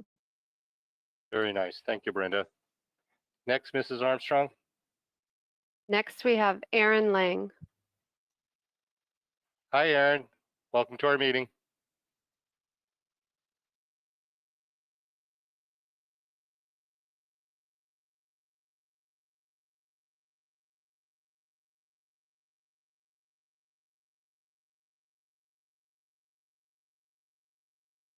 President Freitas, it looks like Aaron is self-muted.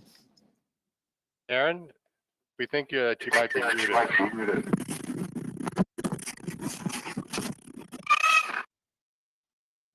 Oh,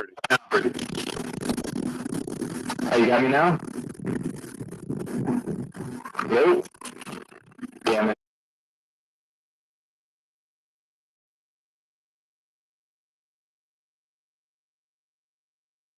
Well, such is life. If you can't hear me, then thanks for letting us go back to school. We'll catch up later. Can you hear me now?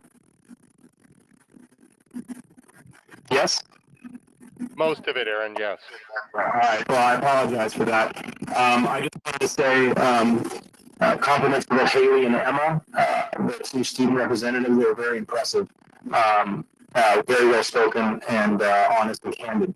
I want to applaud the board for your leadership and strength to take this big step forward to return to full-time in-person instruction. I urge you to be strong and stay focused what is best for our students as you consult with your collective bargaining groups, especially regarding this decision. So much new information has come to light since that last outdated, very non-binding MOU was negotiated. Lots of things have come to light. We've learned much. We can handle the situation safely. We can return to in-person instruction, without, ransoming our children's education for unknown and likely unrelated reasons. So I kind of wrote down my previous comments that I was going to say due to your announcement, so thank you. But I will say with maximum cheekiness, welcome to the club. For the other essential parts of our economy and community, which have been operating at near full capacity for damn near the whole pandemic, not to mention neighboring school districts and private schools like Oakview Public School District, which is just north of us.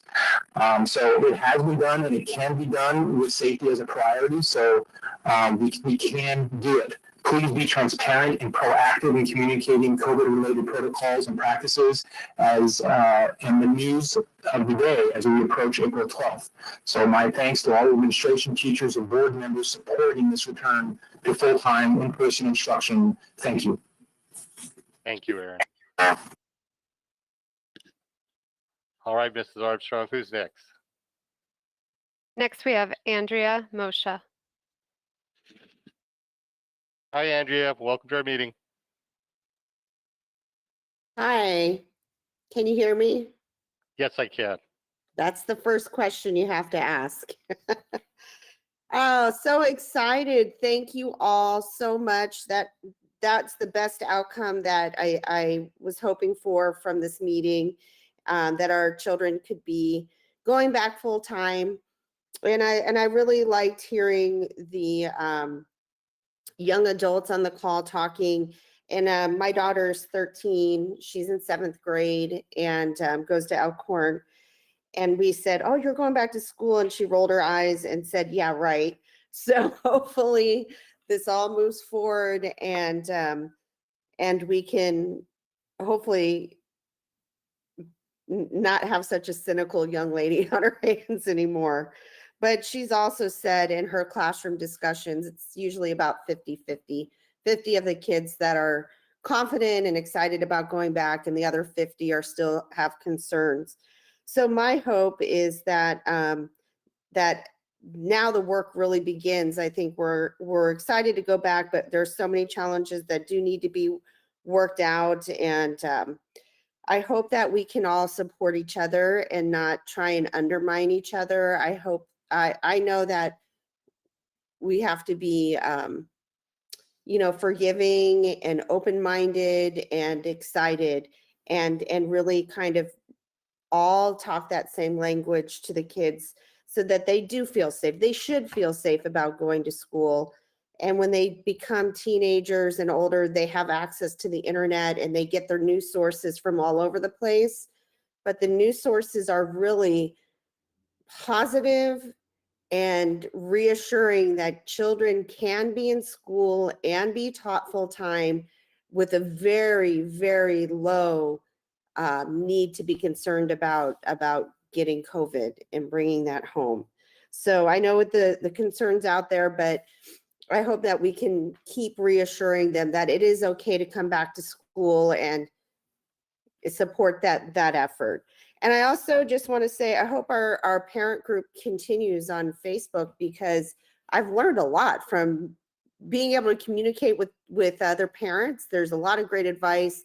And that now that we've been pushing to have our voices heard, that we keep attending school district meetings and have, make public comments and be invested in how we spend the money and how we move forward in the next months and couple, years to come, really, as we recover from this. Thank you so much.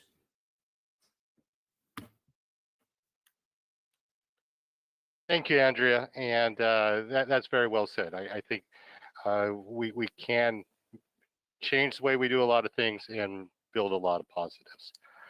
Mrs. Armstrong, who's next? Next, we have Becky Harper. Hi, Becky. Welcome to our meeting.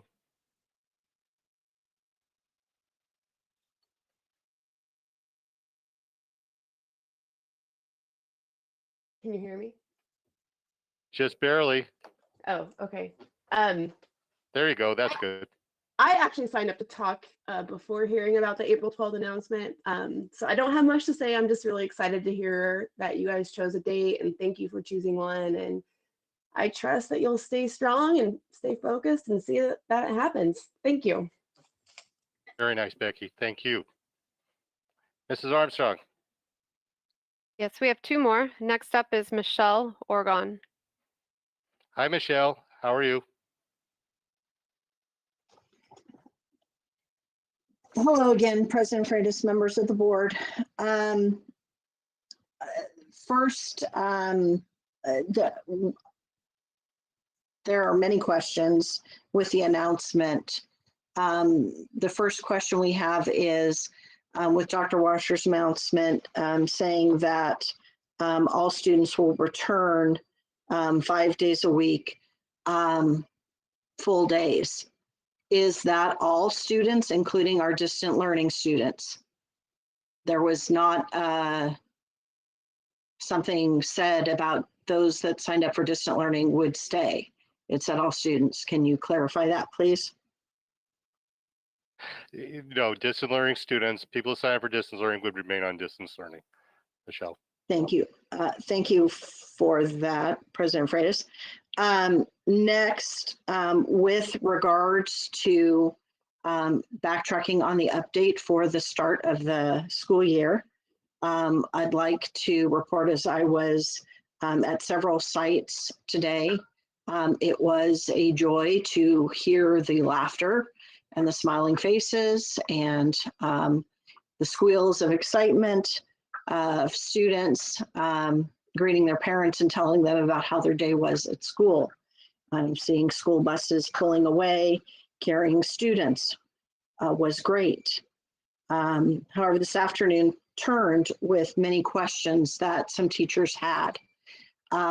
They came to classrooms today that they felt had not been cleaned.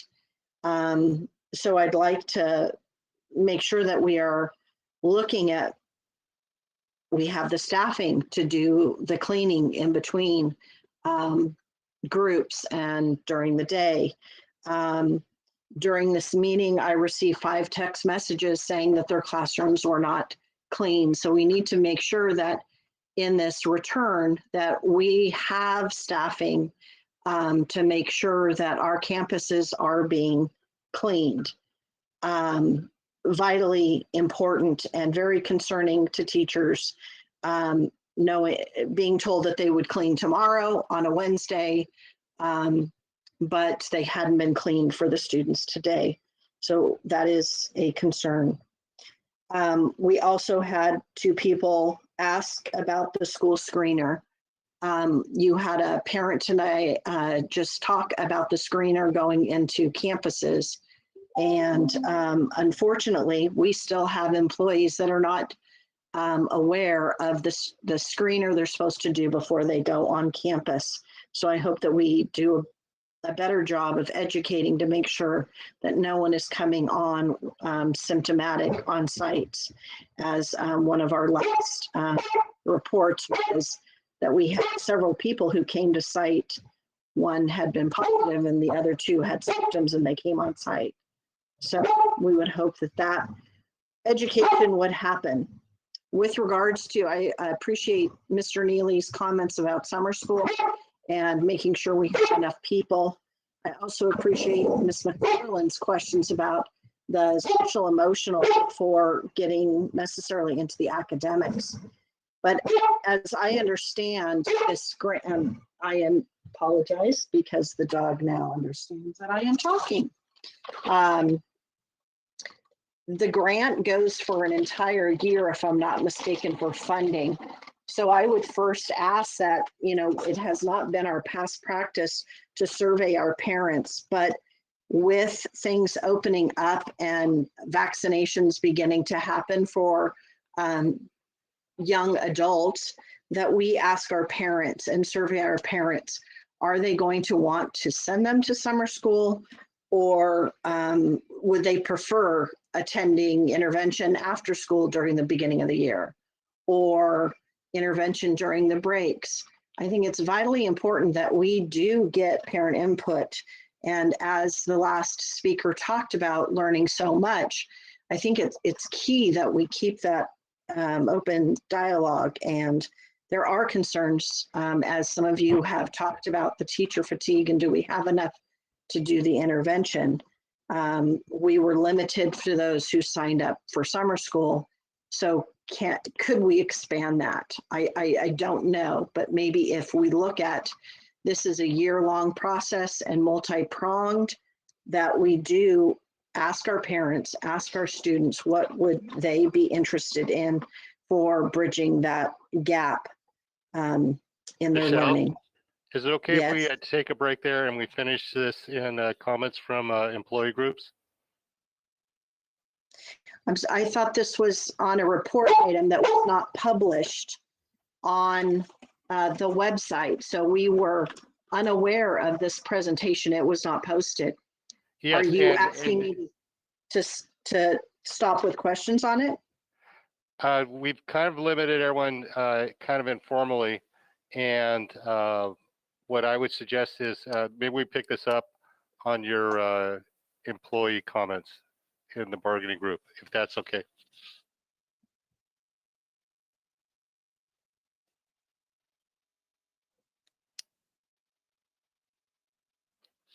Did I lose you, Michelle?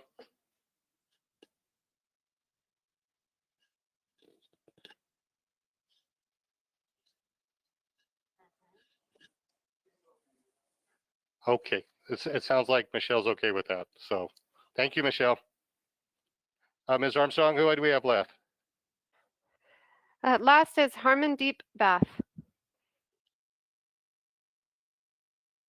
Hi, Armin. Welcome to our meeting. Hello, can you hear me? Yes, very well. Hello, members of the board. Thank you for allowing me to speak. I am Harmandeep Bhatt, a sophomore at Tokay High School. I just wanted to say that I agree fully with Emma about the emotional and social well-being of students for the adjustment of this digital learning to in-person instruction. One point of concern that aligns with Emma's is that students do not want to go back to school, but I know that from classmates of mine who were wary of the hybrid schedule, but the announcement of going back to full in-person instruction actually scared us even more. I feel that it would be amazing to go back, but safety-wise, I still think that the hybrid model will fit students better so that we can ease our way back into school. I think it will affect students drastically as we have not been in classrooms since March of 2020. I have contacted some friends and they said it would not be good to go back on April 12th. And the next one's actually a little bit more elaborate.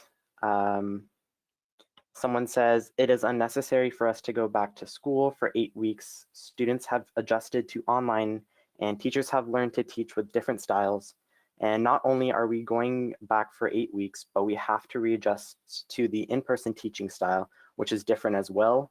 And on top of that, as a sophomore, we haven't really had finals. I've only had one finals week because our year was cut short last year. And I was also asked to ask about the Tokay construction. That is all. Thank you. Armin, thank you very much for listening to our meeting tonight, and we really appreciate your comments. Ms. Armstrong, do we have any other public comments? No further comments. Very good. Okay, moving on with our agenda.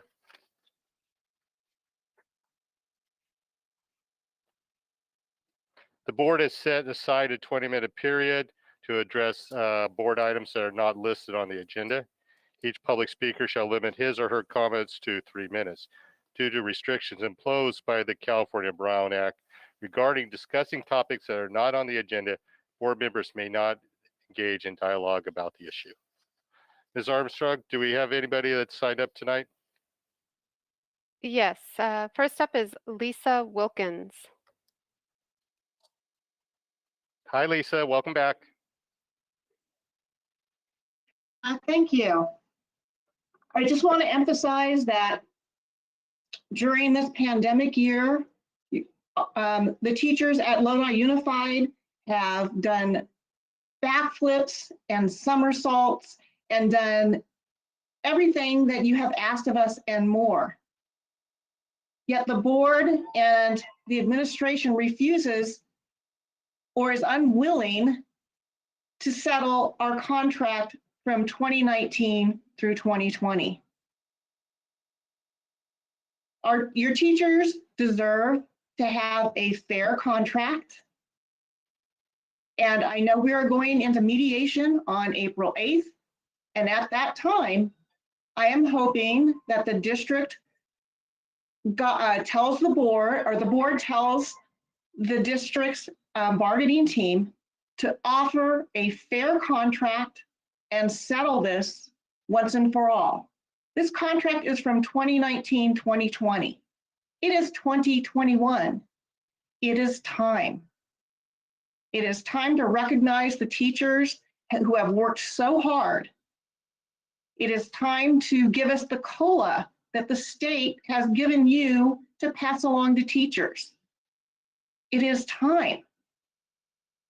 Thank you, President Freitas, members of the board, and Dr. Washer for the time. Thank you, Lisa. Mrs. Armstrong, who's next? Next, we have Jessa Lee Goring. Hi, Jessa Lee. Good evening.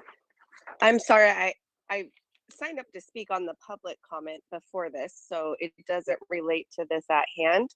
I had initially signed up to speak on behalf of opening the schools, and now that you guys have made the decision, I would just like to thank you for making the right decision. It disheartens me to listen to the students that just spoke be so nervous to go back, and that should tell you firsthand that the first thing that the teachers and school districts should focus on handling is their social and emotional well-being, because it is evidently at risk. And we've seen we've seen too many tragedies in our district so far from this. And I would really like to see the focus be put on their social and emotional well-being. Thank you for taking the time to make the steps in the right direction to get our kids back in the classroom. I know it's hard to be leaders during this time, but you made the right decision tonight, and I appreciate that. Thank you. Onward and upward. Very nice. Thank you, Jessa Lee. Mrs. Armstrong, who's next? Next, we have Kimberly Freeberg. Hi, Kimberly. How are you tonight? Good evening again, President Freitas, members of the board, and Superintendent Washer. Today, as you guys already heard, was a B group in our classrooms, and while we were excited and a little less nervous than yesterday, as you heard, our technology was worse than yesterday. My actors, my in-class students, couldn't even get on their Chromebooks to complete work, while my audience, my at-home students, could. My classroom is a Hollywood themed, so I decided to call them that. Cameras were turned off during Zoom because of the problems, multiple messages from parents with tech issues, and I felt like I could do nothing for them. Why? Because I was already juggling actors and audience, and I couldn't take on one more thing. I used to be able to use Blocksy to get the rest of my students into my Zoom, but with two already being juggled, I didn't find the time to get the rest of the kids in there, plus the fact it wouldn't load because of the connectivity issues. My students shouldn't be excited to work from home tomorrow or that I will be home working tomorrow, but they were excited today. It's sad that they knew that my home internet is better than my job site, and it has been since the start of the school year. What does this say about our district and our internet? Please remember that the bargaining with the reopening means just that, not just imposing. Listen to the voices in the schools. We just changed to get the money from the state, and now another possibly change within 2 weeks. This is why the teachers deserve the 1920 COLA. Thank you. Thank you, Kimberly. Mrs. Armstrong, who's next? Next, we have Christy Thomas. Hi, Christy. Welcome to our meeting. Good evening. I have unstable internet and an unstable speaking voice, so I'm hoping you'll hear me. We hear you loud and clear. Thank you. I'm speaking tonight as a parent of a sophomore student at Tokay. She's been assigned to Group B this year, and when they announced hybrid, I know it's changed now, but we called the school and said we wanted all distance learning. What we didn't know was that this meant that her schedule, teachers, and in one case, school would change over spring break. It's very frustrating for families to not be given the full picture when asked to make these decisions. I wrote to Mr. Neely about the possible problems with high school and distance learning options back in November, and he replied, "You make a good point. I'll bring this up to the board." I don't know whether he followed through with that or not. I keep hearing people say, if you don't feel comfortable sending your child back, then just keep them on distance learning. But I need all of you to know that it's not that simple. My kid's schedule now has her on distance learning first through third period. Fourth period, it's listed as Group B. Fifth period is DL, but with a new AP teacher right before AP testing at a different high school. And sixth period is Group B. So after emailing and calling 10 different people, including all of you board members, of which none of you replied, not even so much as a courtesy email, I got the following response late Saturday night from the vice principal of Tokay. She said, as you noticed, she has 2 classes that are B classes, but it's not required that she attend. As a distance learner, she will be excused from attending. She will be required to work closely with those teachers to complete and turn in her assignments. So I ask you, how is this fair and equitable? One of these 2 classes is a foreign language class, and the other one is one where the teacher is not even offering distance learning. So she's supposed to teach herself these 2 subjects for the last 11 weeks. I know you're hearing a lot of frustrated parents about schools not opening in person, but I want you to hear from a different perspective too. A frustrated parent's point of view about school not staying on distance learning, or even providing the same classes on distance learning while others go back in person. Because I don't want to take away the in-person experience for others who feel comfortable doing that. But I do want my child to receive an equal education as well while finishing the year distance learning. My daughter does not feel safe going back in person, but is now stressed out about all of these fourth quarter changes, especially having her AP teacher change before the AP test. And she has no idea how her 2 B group classes will work if she's not required to attend and one of the teachers isn't doing distance learning. So my kid's mental health should matter too. And right now, I'm very worried for her and others that are in a similar position.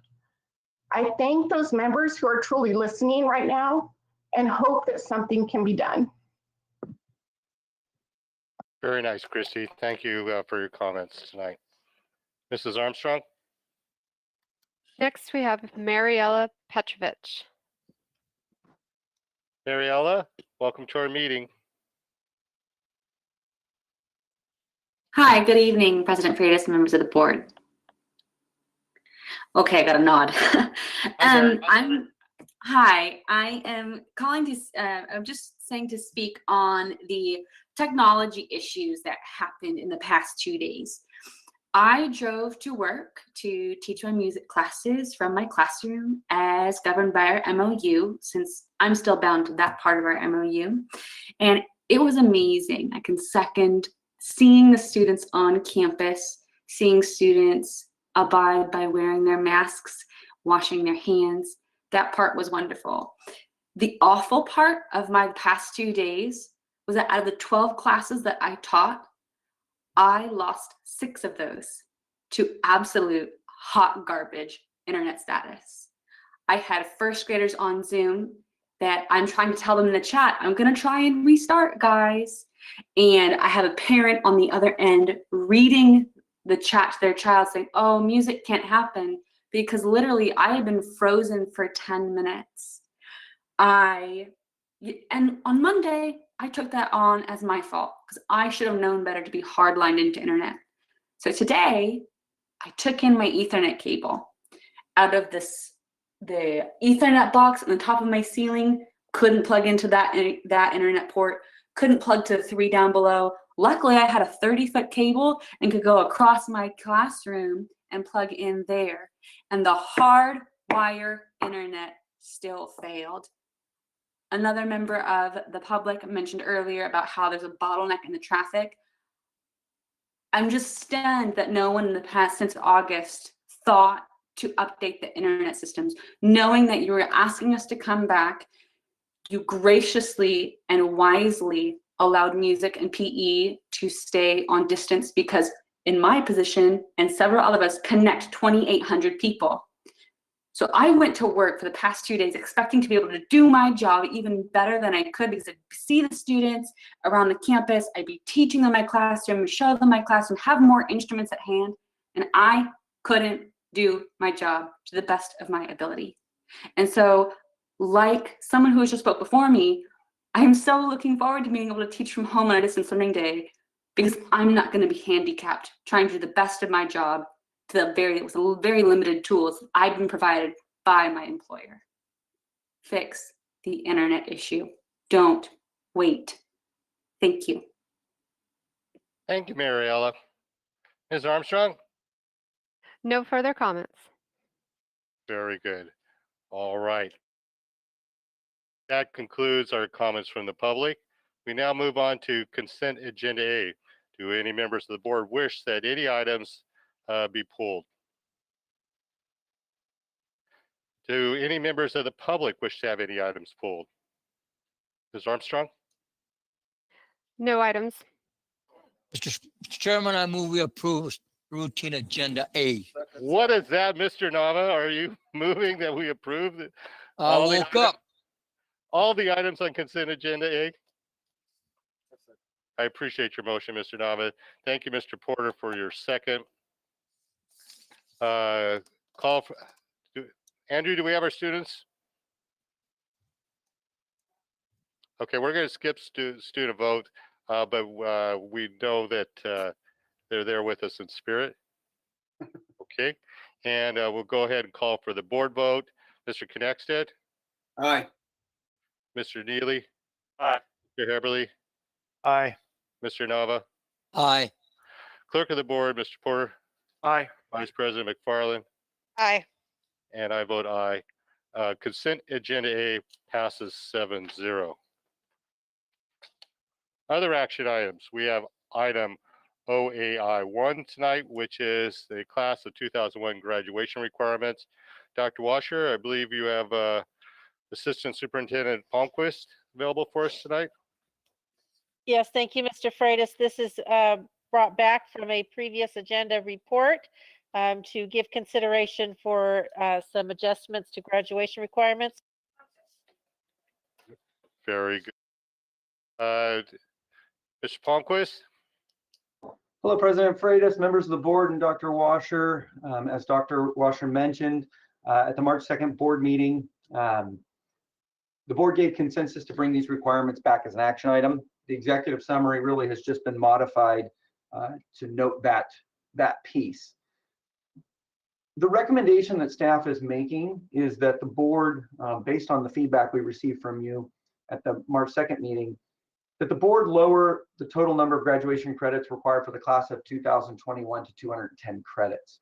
We put this as a two-part recommendation because we further want you to consider making the same modifications as last year by requiring the state minimum of 3 years of English as opposed to the district minimum of 4 years of English for the class of 2021. The reason we brought that back to you for consideration is want to single out the fact that that is a core required class that we offer. So that would be specifying a specific area that we would be making modifications in. We did do that last year, but we want the board to recognize that that piece of it really is specific to one area where credits would be reduced. So it would still be 210 credits, but a second possibility, should the board decide to, would be to make 3 years of English the minimum.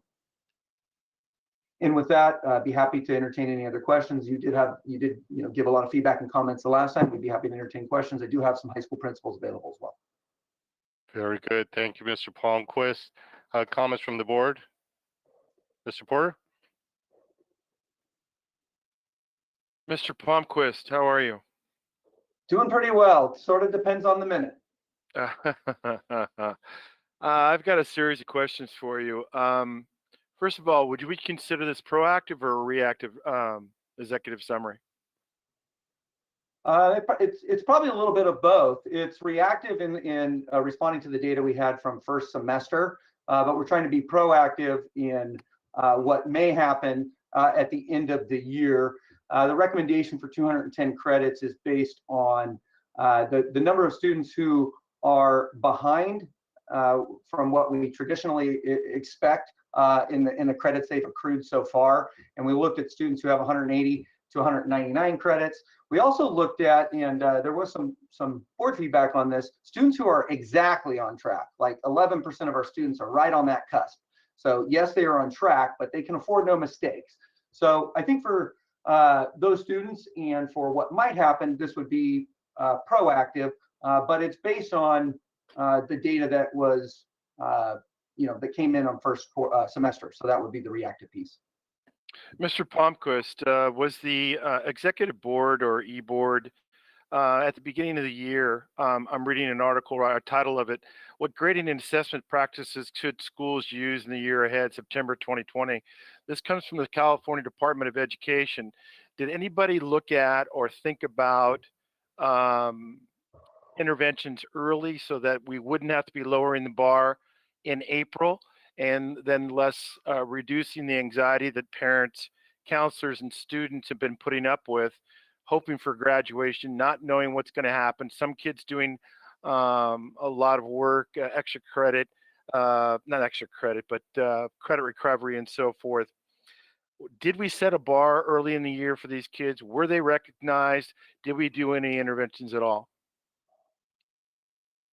Yes, I mean, there were a number of different interventions. I think our sites, our teachers, our counselors, and support staff, have done a great job of dealing with a really difficult situation. I think part of the problem, and to answer your question, Mr. Porter, is that the bar kept being moved in how we would return as well. I think we were all looking at a much quicker return. So each time the situations changed or got or prolonged, it sort of added a new layer. So I know that there have been, several interventions. We added the tutoring.com. I know that sites are still keeping up with their tutoring. I know the teachers are doing amazing jobs with the office hours. And yes, there has been, our coaching team has provided, professional development and lots of instructional support. We've expanded our credit recovery as well. But that said, I think this pandemic, it moved faster and impacted harder than we were able to support. I think it's a fair assessment. I'm looking in other articles where San Diego Unified in October of 2020 with their stakeholders looked at ways to help with grading and the social justice that were needed to find equitable grading practices. And they worked with teachers and their LEA associations to do some mitigation. Some school districts, like in San Diego, talked about reducing or not having enough. I know that Santa Barbara City did that as well. West Contra Costa Unified School District adopted the distance learning grading policy where they did not penalize students for late work, again, working with their teachers at the start of the school session. And all these, I can go on that issue there. I'm going to pick out one example, was done by the Sonoma County School of Education, where they, again, were starting to see a high level of Fs in the county. And then they actively, early, provided a proactive response to that, working with teachers and looking at their grading policies. Did we do anything like that? I'm not aware of any district-wide grading policy adjustments. So then our district and maybe that of the county did not foresee any situations where there might be a hardship put on students, given the pandemic and the fact that they might be getting more Fs and they might be put in situations where we've been talking about social emotional tonight and how it affects learning, but yet we did nothing in terms of in August trying to do a preemptive strike on that and help those students that were critical or on the cusp of not passing. I'm sorry. Well, I'm sorry. I'm just saying, did we do anything at all as a school district to work with teachers to assist them in a bellwether, across the board grading policy that would affect all students, and at the same time help those students that were going to be in trouble towards graduation by talking about changing their grading policy because of the pandemic.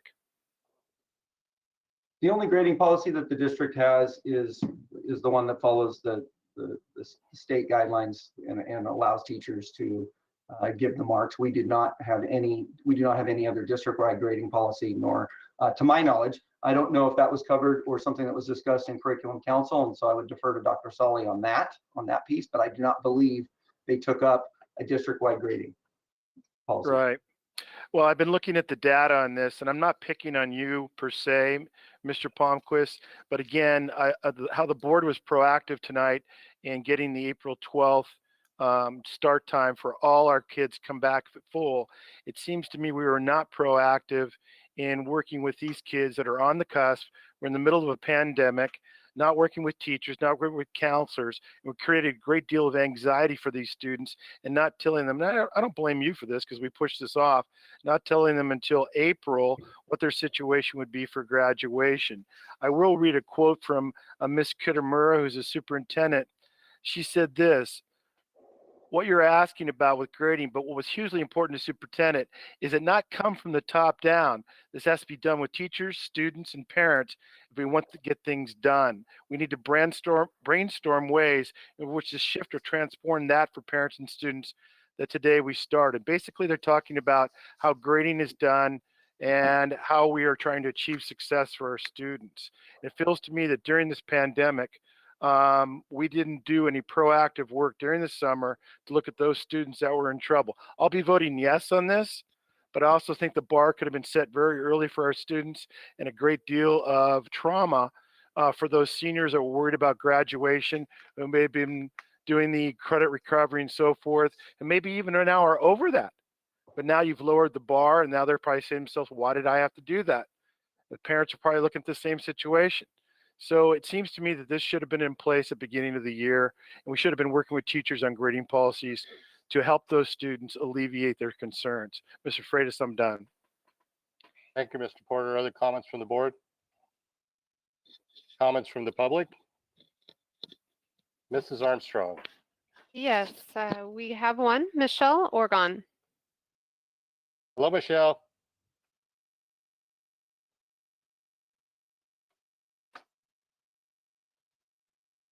Good evening again. We have as this was brought last year with regards to lowering the graduation requirements and knowing that we were going forward, the question again is out there. Will this be allowed to grandfather in, say, the juniors of this year who may have failing credits? We haven't had discussions. We said we were going to last year grandfather in the juniors that are seniors this year. Is there any discussion of that? The action the board took last year was specific to the class of 2020, and the action that we bring forward now is specific to the class of 2021. Of course, we won't know how these juniors finish the year in, for another couple of months. We are expanding summer school opportunities, credit recovery. I know that our sites have taken a number of steps, including limiting homework to allow for students to have more time away from screens, and they're trying to balance their well-being and GPA. So this is what we're bringing to the board tonight is specific to the class of 2021. It should not have any impact on the class of 2022 unless the board would like to entertain something in that way.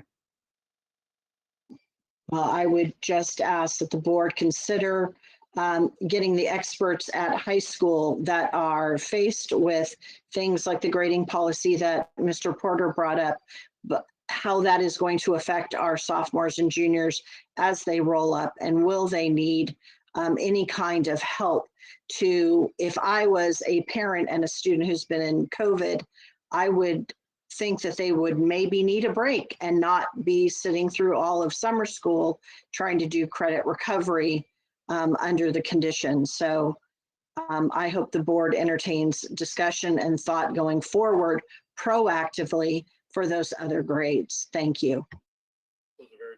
Ms. Oregon brings up a good point about summer school. Should the board take action for the class of 2021, that will have a positive impact on the number of students needing summer school, which then also will allow more students to take summer school to either get ahead or to fix a mistake. So there will be, this action would create even more opportunities in summer school, although I know that Mr. Maciel is expanding summer school as much as he can staff. Very good. Thank you, Mr. Palmquist, and thank you, Michelle, for those comments. What are the wishes of the board? We have two proposals. One would be to lower the graduation retirement to the state minimum. Is your mic open by chance? Mine, I'm sorry. No worries. And to 210, and to drop the English requirement from 4 to 3. The wishes of the board? Mr. Chairman, I move we approve item A 0A1-1. And what portion of that do you want to approve? Well, it's all together. Okay. As Mr. Palmquist said, there's a 210, and then there's the English limitation also, the 3 courses in English. So it's in there together. I was just clarifying that, Mr. Nava. Thanks. Thank you for your motion. Is there a second? Second. Thank you, Ms. McFarland, for the second. Mr. Everly, did you have further board comment, or?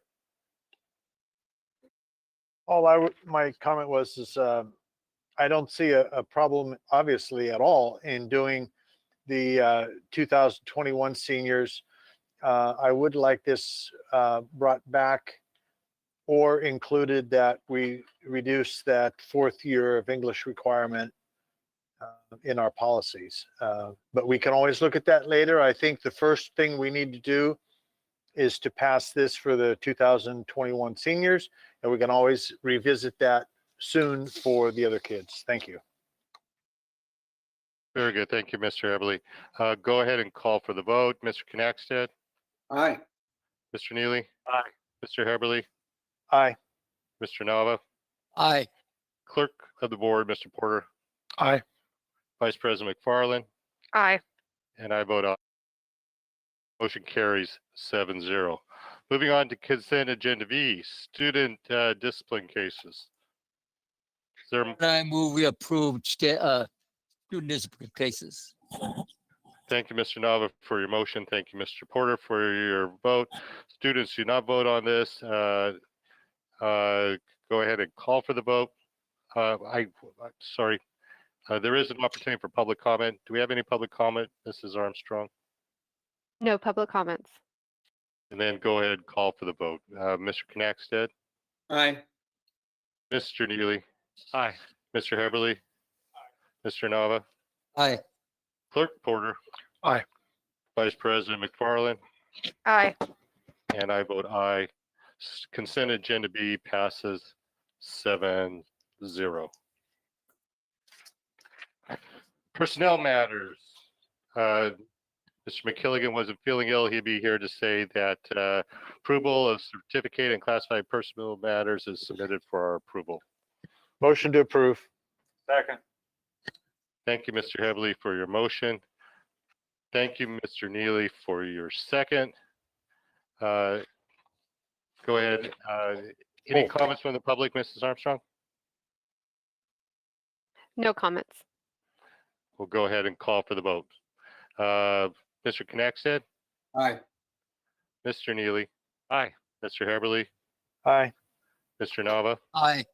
Clerk Porter? Aye. And Vice President McFarland? Aye. And I vote aye. Personnel matters pass 7-0. Mr. Warren, do we have open mic again by chance? Mr. Warren, we're running a little bit late, so would you mind if I'm just kidding.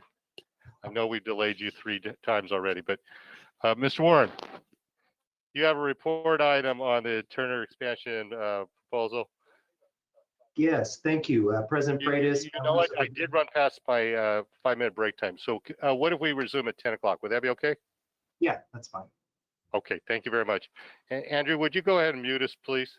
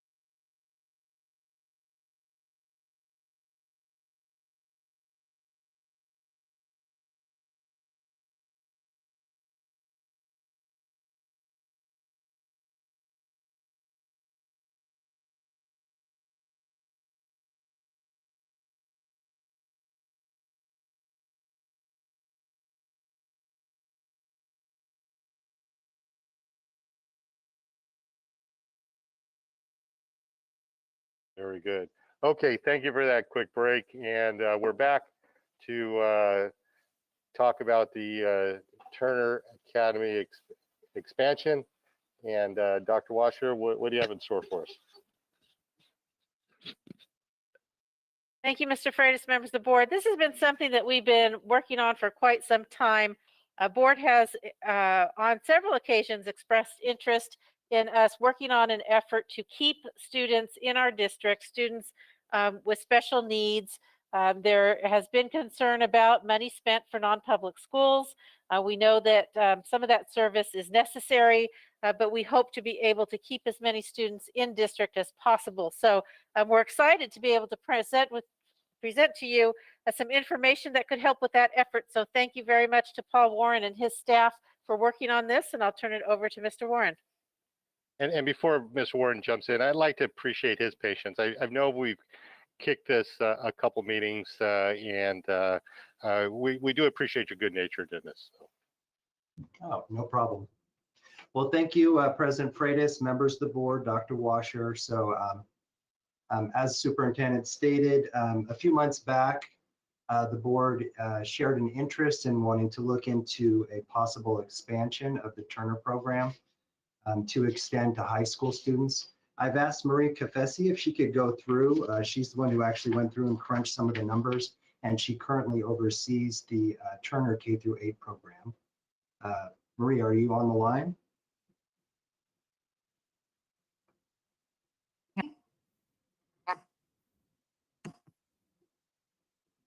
Can you hear me?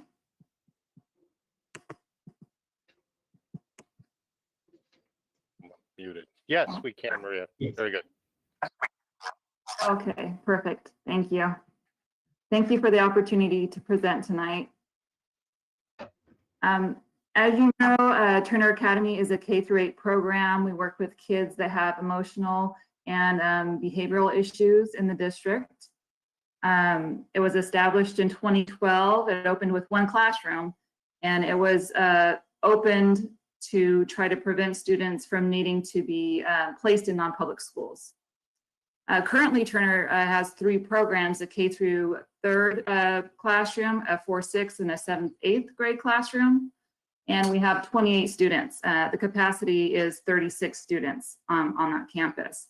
And there's a 4-to-1 student to staff ratio that we enforce at Turner for the safety of all. The campus is supported by 2 mental health clinicians and a school psychologist, as well as a principal.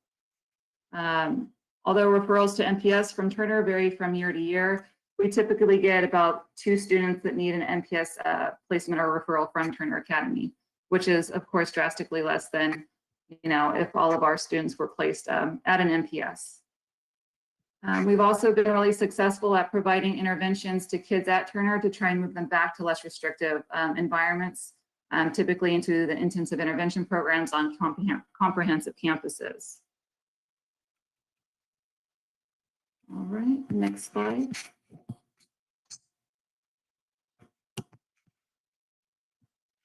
So the intent and the need for a possible expansion to make Turner to expand into the high school population is to create the continuum of service for our emotionally and behaviorally challenged students, trying to bring back some of our NPS kids back into district, providing better service to those students, and of course, reducing the cost to the district.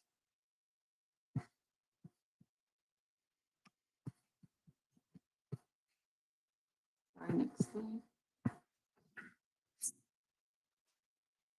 This slide just kind of talks about how many students we currently have that could potentially, we could move into the Turner expansion into the 9th through 12th grade campus.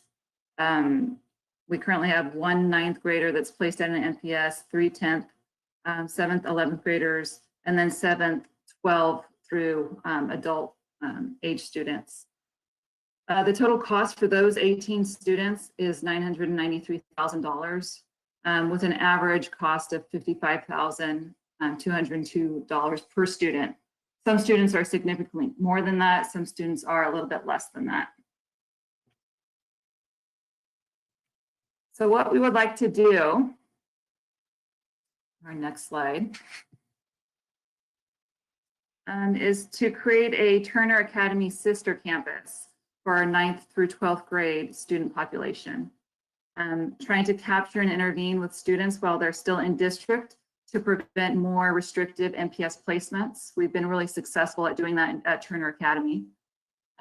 Building site capacity as needed for growth over time. So not necessarily starting with all 4 classrooms at one time, maybe gradually implementing classrooms.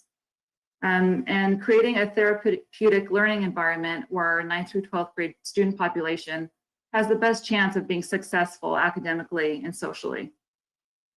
And of course, building in-district capacity to serve all of our students in Lodi Unified.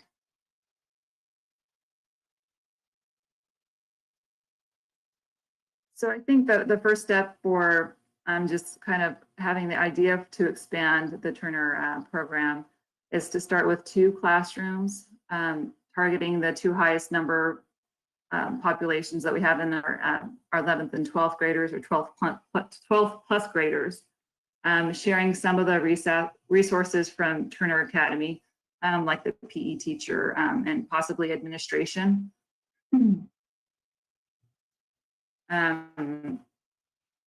We would kind of the same model to have that 1-to-4 staff to student ratio in the classroom and having a maximum of 12 students per class. We would also be looking into using the Turner Academy CDS code to seek WASC accreditation so diplomas can be issued and earned through Turner Academy. And starting a conversation about possible locations for campuses and site development and costs, which Mr. Khan can talk a little bit about. I'm not sure if he's at this meeting or if he's going to be talking separately, but we did discuss possibilities of the vacant Joe Cerna site. And there is a bit of open property at the current Turner Academy site that we may be able to develop a little bit. Mr. Khan, are you available to speak to the location? I am, Mr. Warren, and thank you, Mr. Kelsey, Mr. Warren. President Freitas, members of the board, Dr. Washer, it was a pleasure to walk 2 different site locations with the special ed department to hear their passion for this particular program and their I think increased passion for expanding it in district. Business is fully supportive of their needs. We walked the current Turner site.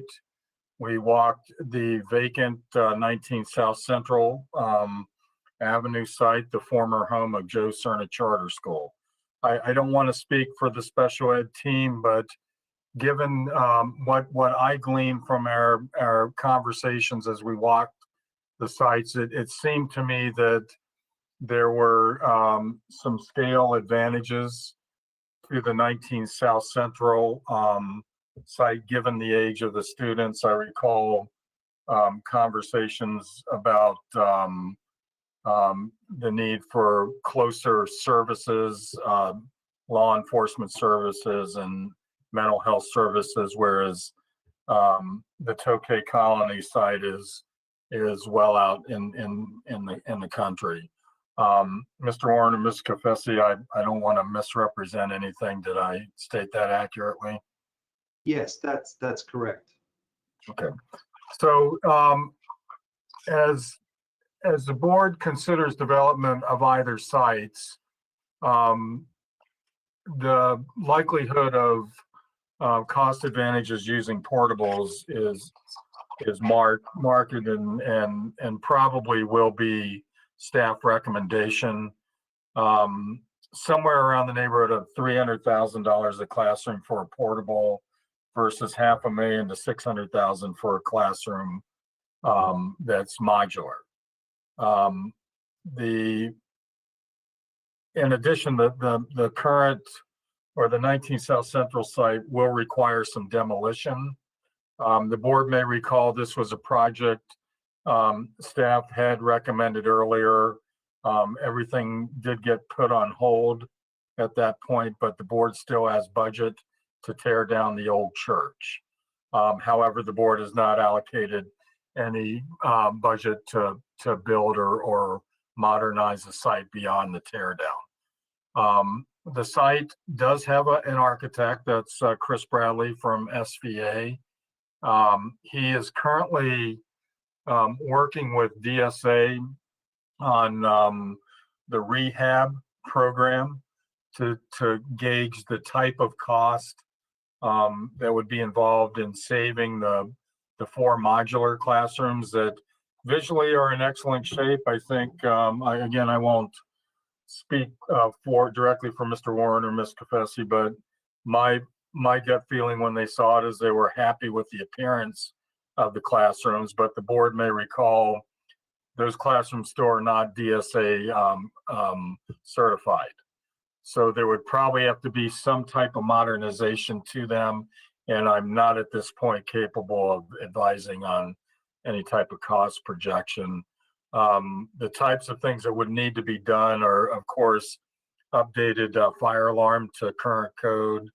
There will likely need to be some type of seismic retrofit, whether that's bolting or otherwise tying down the current frame to the foundation. The foundation will have to be looked at.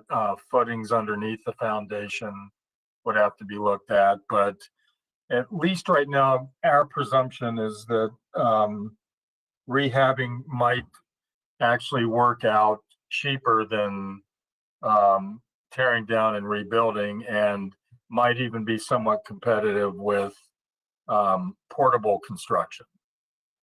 So I'd be happy to answer any questions that the board may have.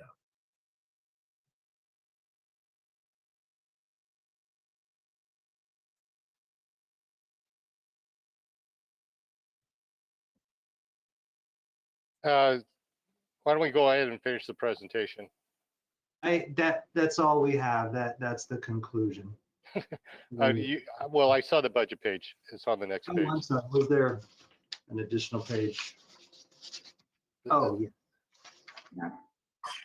And you're asking for $600,000 a year.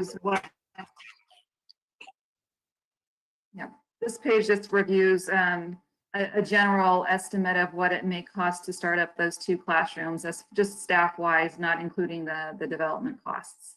Very good. Well, thank you for the presentation. Comments from the board? Mr. Neely. Thank you, Mr. Freitas, and thank you, Mr. Warren, and everyone who participated in this.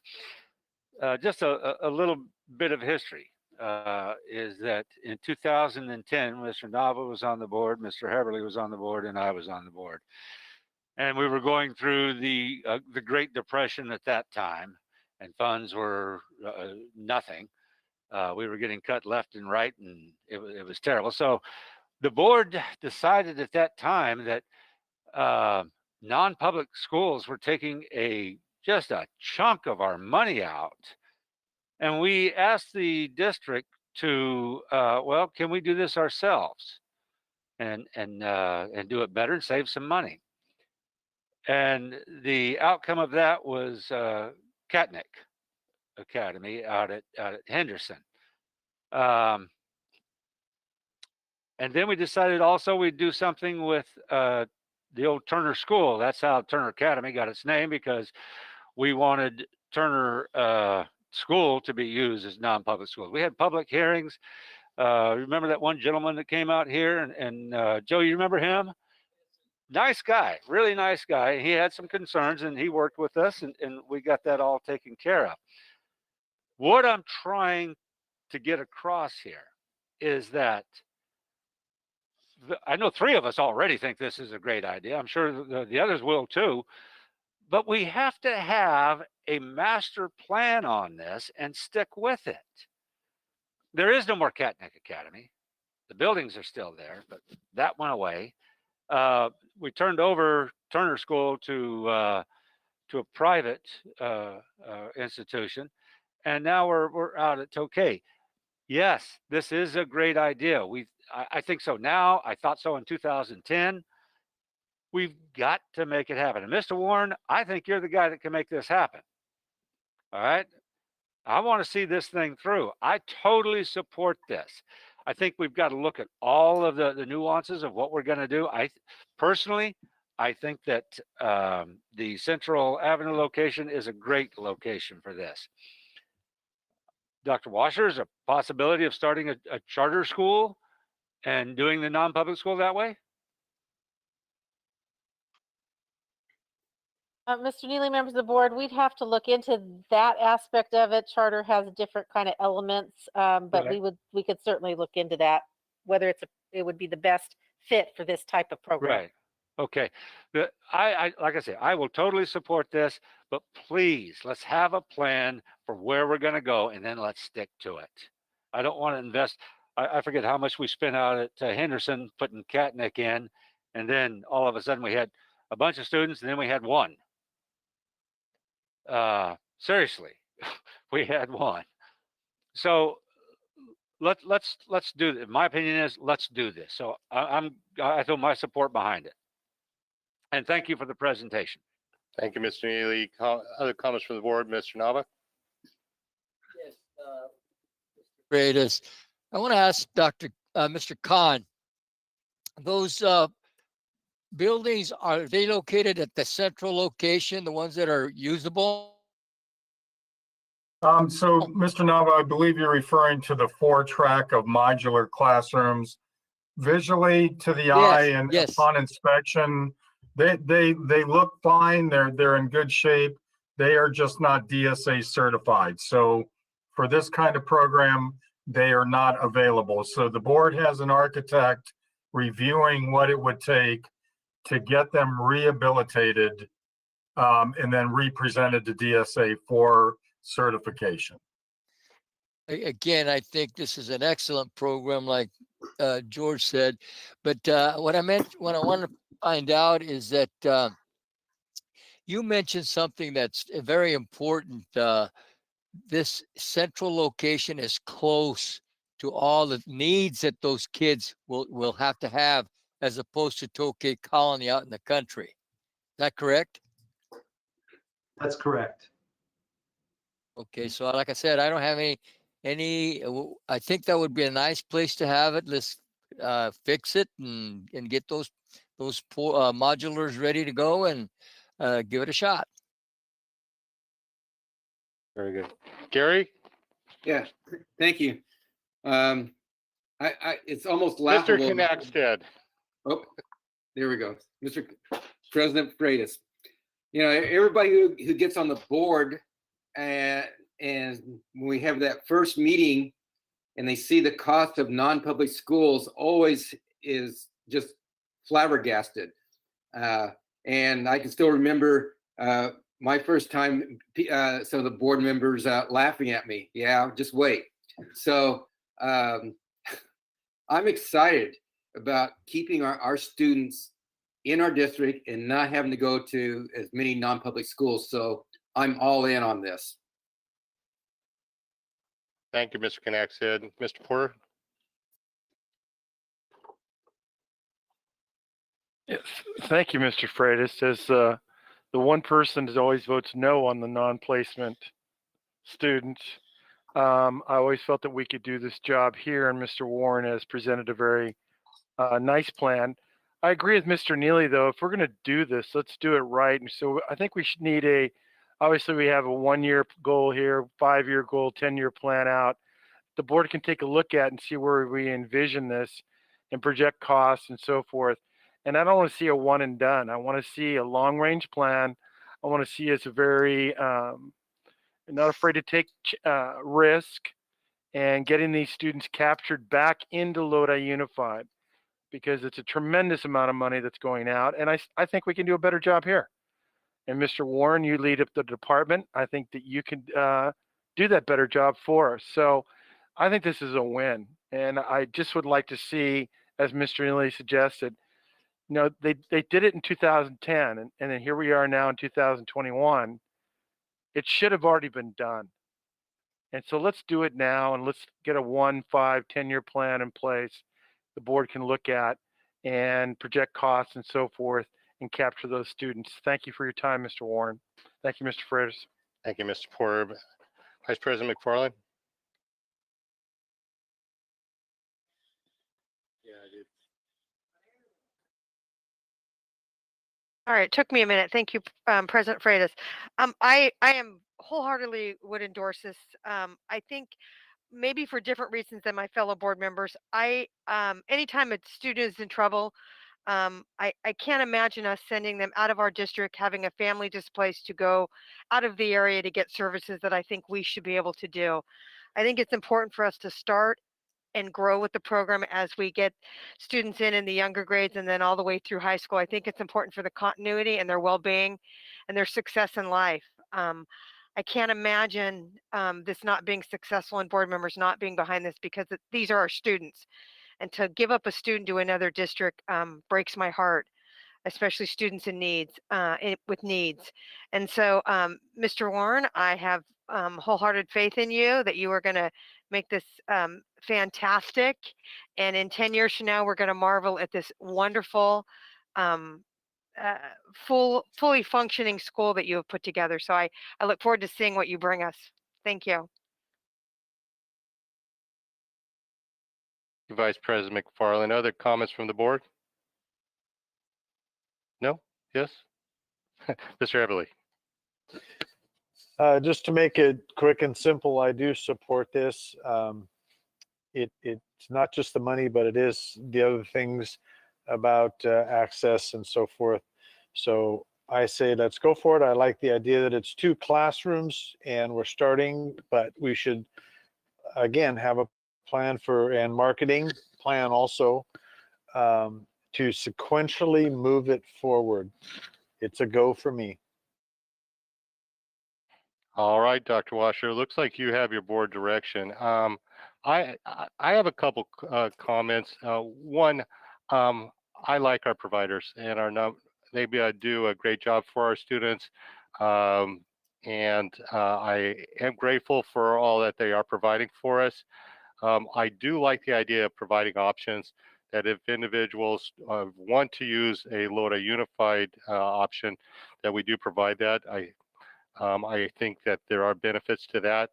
I like the idea of the graduation plan.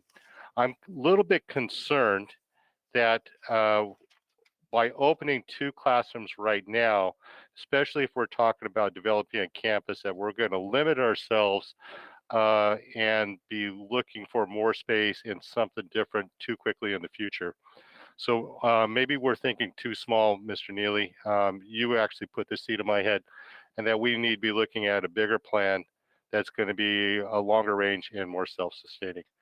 But I appreciate all my board members' comments, and sounds like, and I will go to public comment. Mrs. Armstrong. Yes, we have one. Michelle Oregon. Hi, Michelle. I almost skipped you there. Apologize.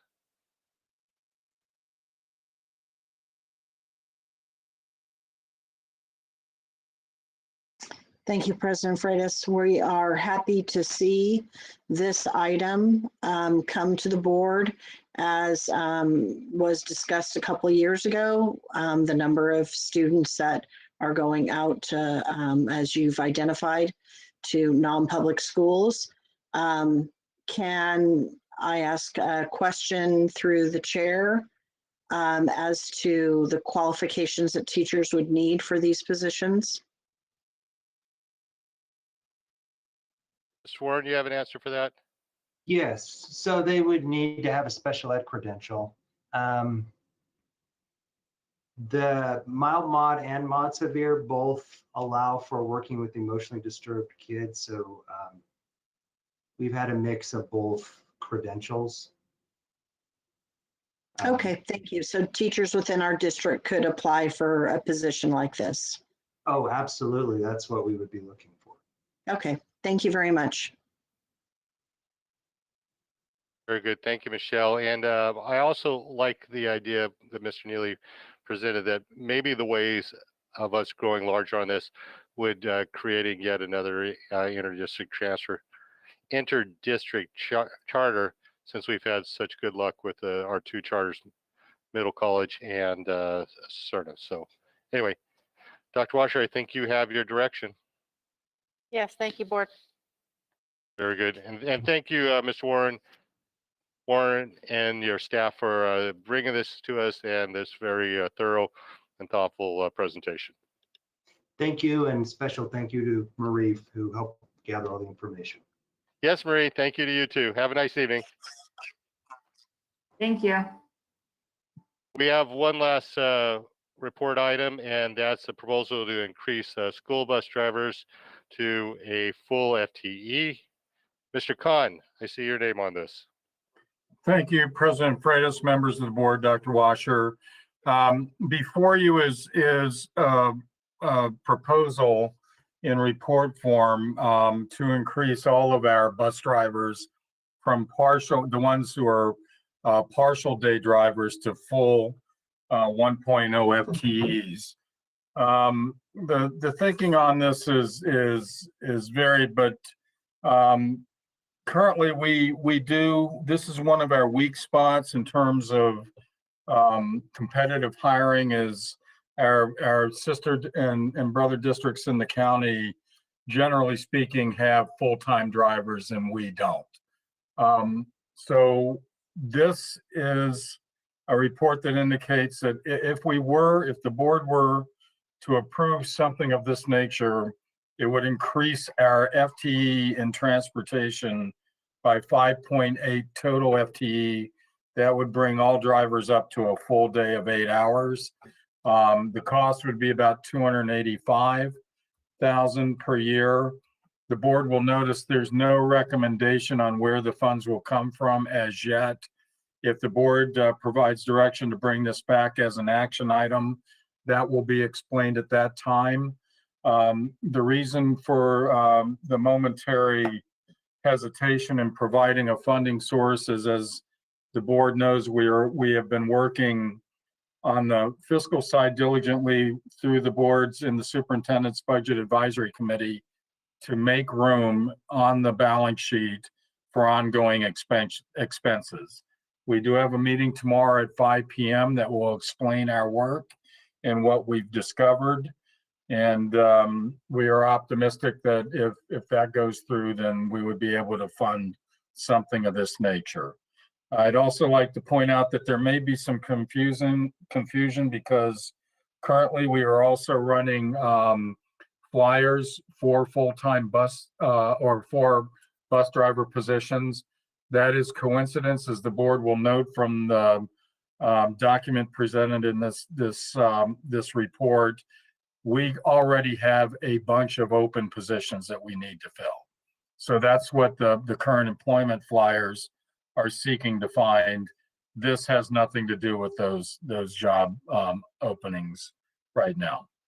I'd be happy to answer any questions. Well, I got to tell you, Mr. Khan, you couldn't have thought a better day to do this when we see our Lodi Unified School buses driving up and down our streets and roads. So anyway, comments from the board. Mr. Chairman, I think it's a great idea to go full-time with these bus drivers. I just had a question, Mr. Khan. I know you have several in transportation on the personnel that have resigned, not retired, but resigned. Maybe that's the purpose? They're just part-timers? At least in one case, we lost one to a neighboring district because there was a full-time position open. In general, we do lose drivers to other districts, but we're also losing them to the Amazon truck driving positions of the world. So, and those are full-time positions as well, benefited as are ours. Mr. Chairman, fine. Very good, thank you. Other questions from the board, Mr. Heberly? I think this is a great idea that we're actually taking care of our own employees. These people are certified, they're trained, they've passed the drug test, and so it's very difficult there's a lot of competition for drivers now. You know, from what Mr. Khan said, Amazon and so forth. So I'm all in favor of this. I think it actually should have been done a long time ago to try to keep what we have. So let's go. Very good. Thank you, Mr. Everly. Mr. Neely? Thank you, Mr. Freitas. I'll go on record first saying that I do support this. So now for the questions. Mr. Khan, if you said you have several positions open and you're advertising for full-time positions to be filled, what makes you think that making the other positions full-time is going to help your recruiting effort? And if you can't recruit for the full-time positions you currently have open? It's a very good point. I will note that we're all aware of budgetary issues in and around us. We have neighbors to the south, neighbors to the north that are currently in full layoff mode. Not to be an opportunist, but this is an opportunity to maybe grab some of them. Please be an opportunist, Mr. Khan. All right. So, but given the normal circumstances, should we be looking at something else other than just making it a full-time position? Is there something, and this is where exit interviews come in really handy. Is there some other reason that they're leaving to go to another district to drive? Well, in the case of the most recent departure, and I would like to commend Director Galindo for the work she does. She's got a very good relationship with all of her employees. She, through kindness and personal relationships, does the exit interviews that the board has always been interested in.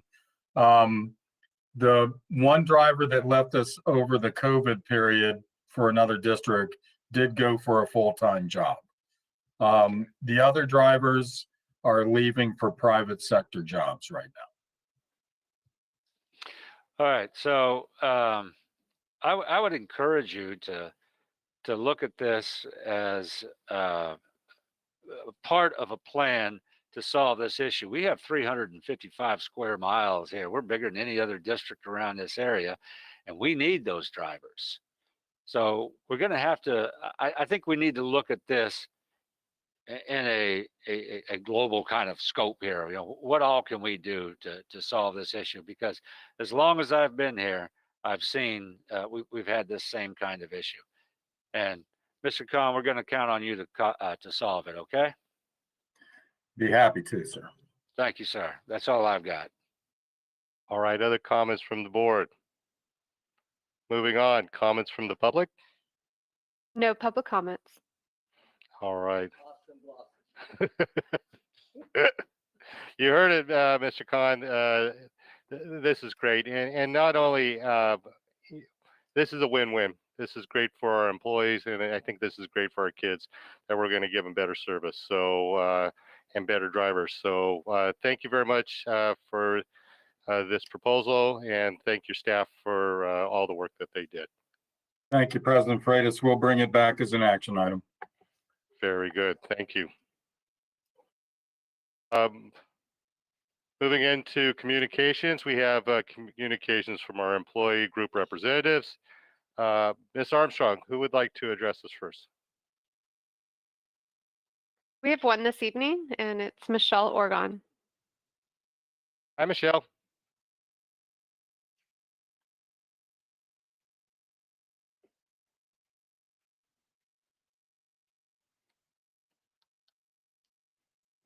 Good evening, President Freitas, members of the board, Superintendent Washer. Good evening. I would first like to extend my congratulations and the congratulations from all teachers in the district to Lynn Abey, who was recognized tonight, retiring, as someone said, from another position.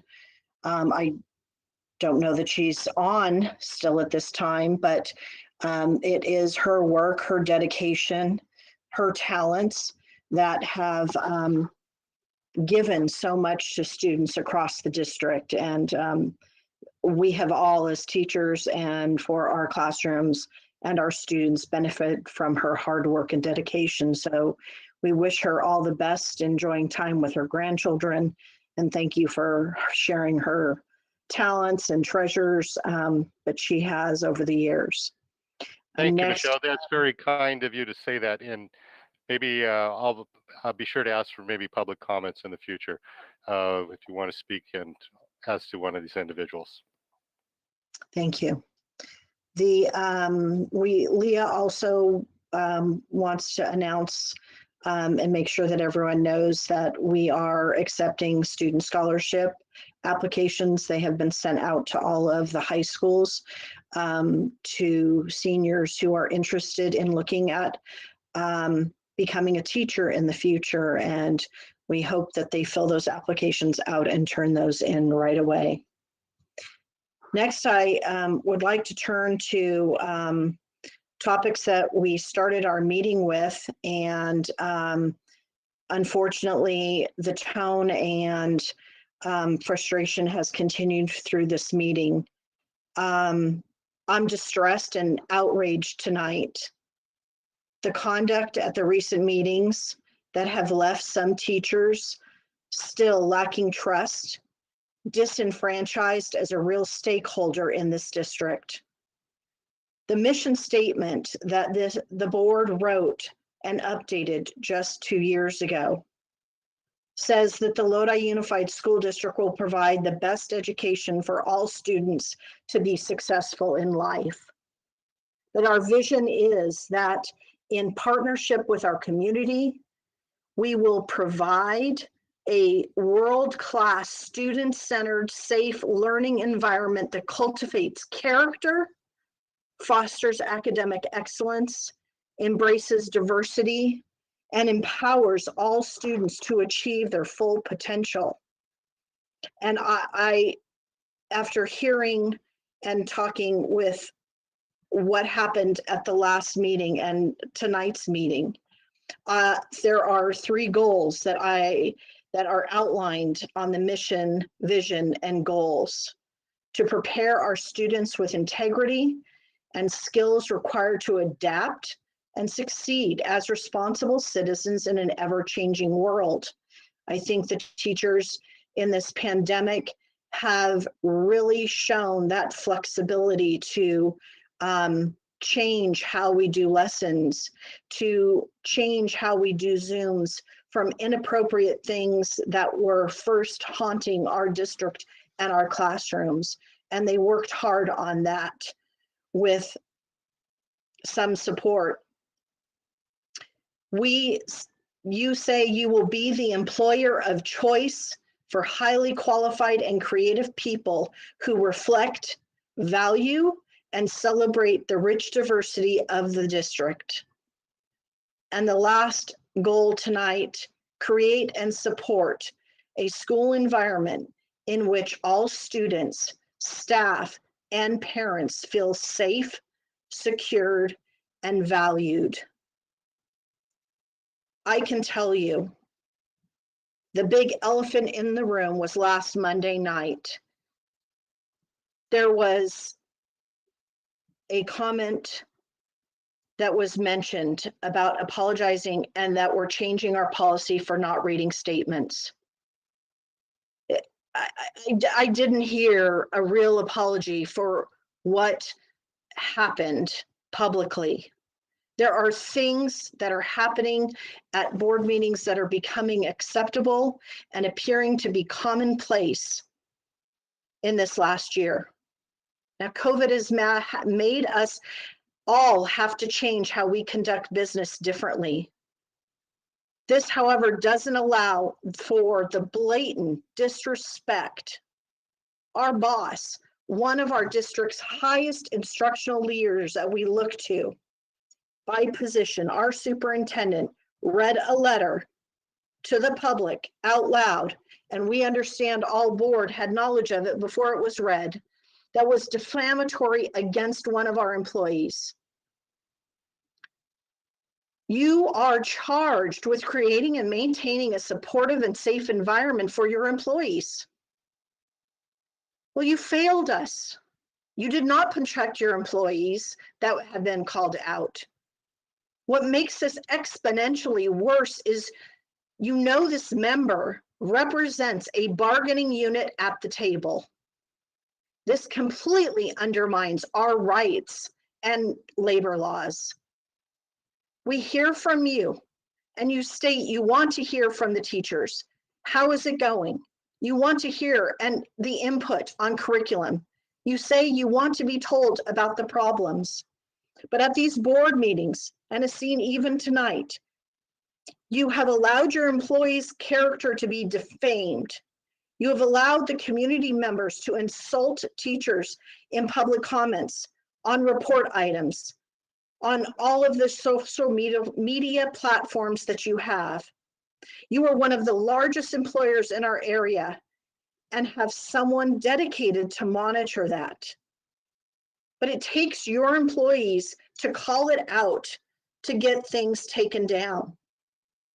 You need to keep your employees safe. On this venue, go-to meetings, you have not been transparent. Our board members, district directors, cabinet members should all be on screen. Some have never been seen. Some for the first time tonight. How are we to trust what's going on in the room and behavior? You've held private meetings with discussions. As we learned at the last board meeting, those should have been public. We were the first that told that on 6 pictures, that's all that could be on the screen. Well, we know that not to be true. You are not being visible to our community. We have members that stay up late and tune in and want to be informed, but they see screens being turned off, board members visibly rolling their eyes when I and other LEA members speak.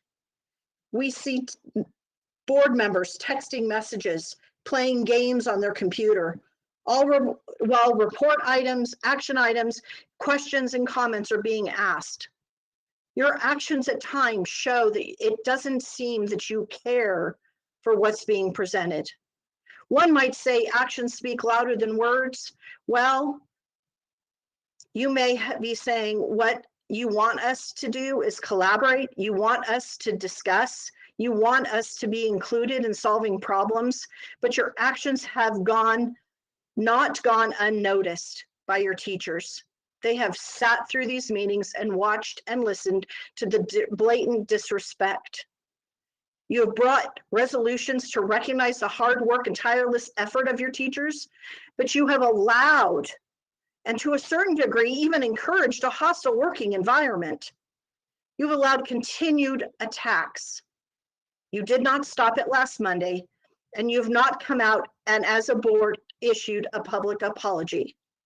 We heard a brief statement tonight that it shouldn't have been read. Membership did not see that as an apology. You are who we have elected to lead us, to take charge, and the goals that you have set are not being met. Your vision, in partnership with the community, as you've stated, how can this be realized when the community, students, my fellow teachers are being degraded, disrespected, cut off? How can this be continuing happen? It's one thing to say the union president, can you carry this on till employee group comments? But just as last week, you were disrespectful to a young student by cutting her off because she shared her personal feelings, which differed from what the ideal of returning in person. You hoped that she would change her mind on that, but she was openly sharing that. This is how we feel that it is not the mission and vision and goals that you have set out.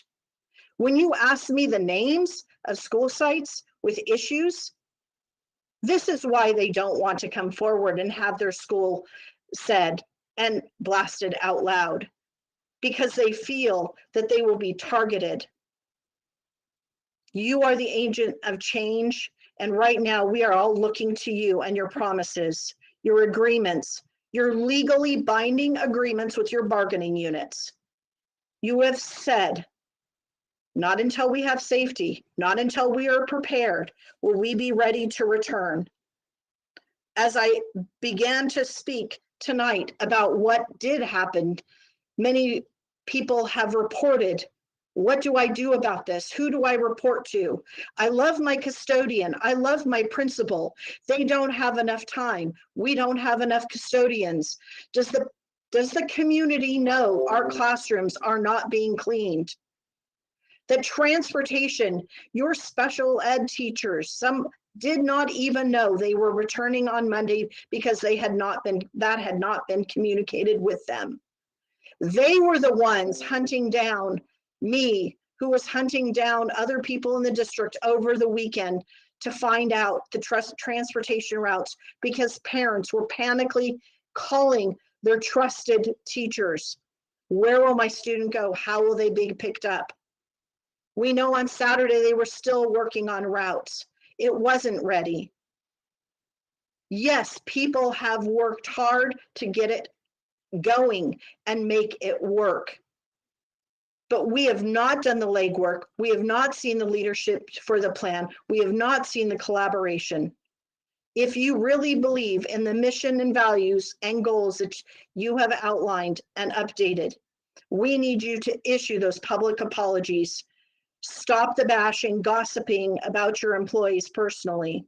Be visible on screen. Show us that you are attentive to the business of the district.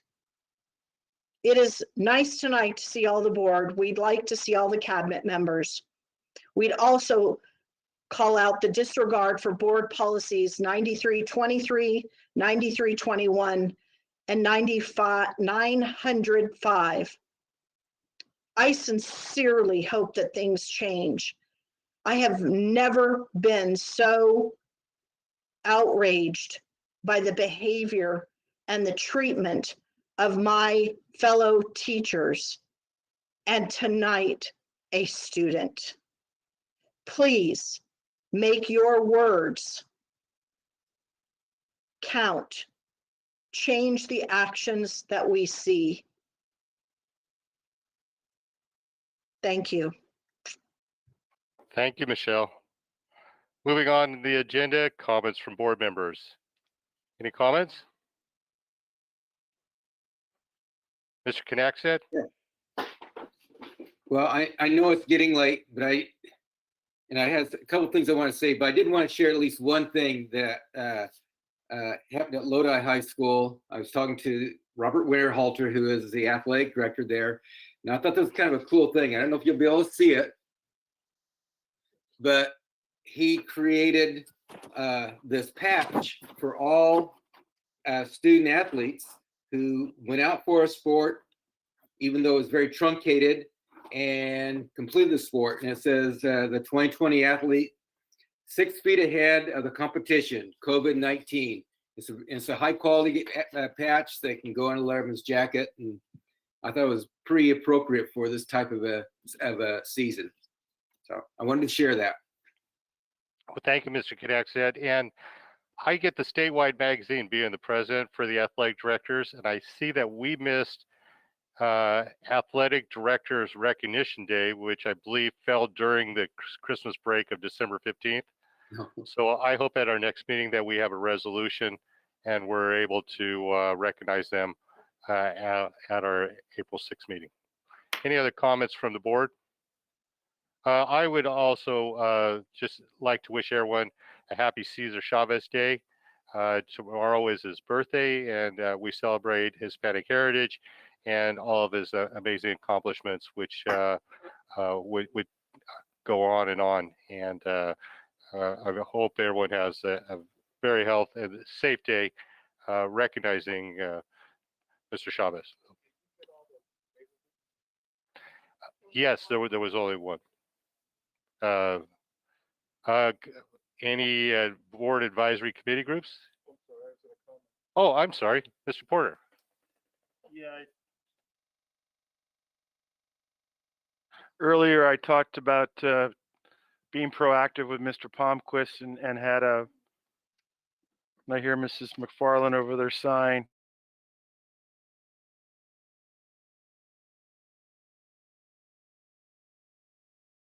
And I would like to see us take a look at adding on to the high school periods. I'd like to take a look at the graduation requirements, do more dual enrollment. How are we doing with summer school? Our grading policies, attendance policies, homework policies, and our vigorous DL that we plan ahead. And I'd like to see that ahead of time and not after time. So that's something we could look forward to as a group and being proactive on changing the schedule, changing the requirements, just taking a look at what we do. Very good, Ms. Porter. Any other comments from the board? Any comment from board advisory committees? If not, we are adjourned. Thank you, everyone.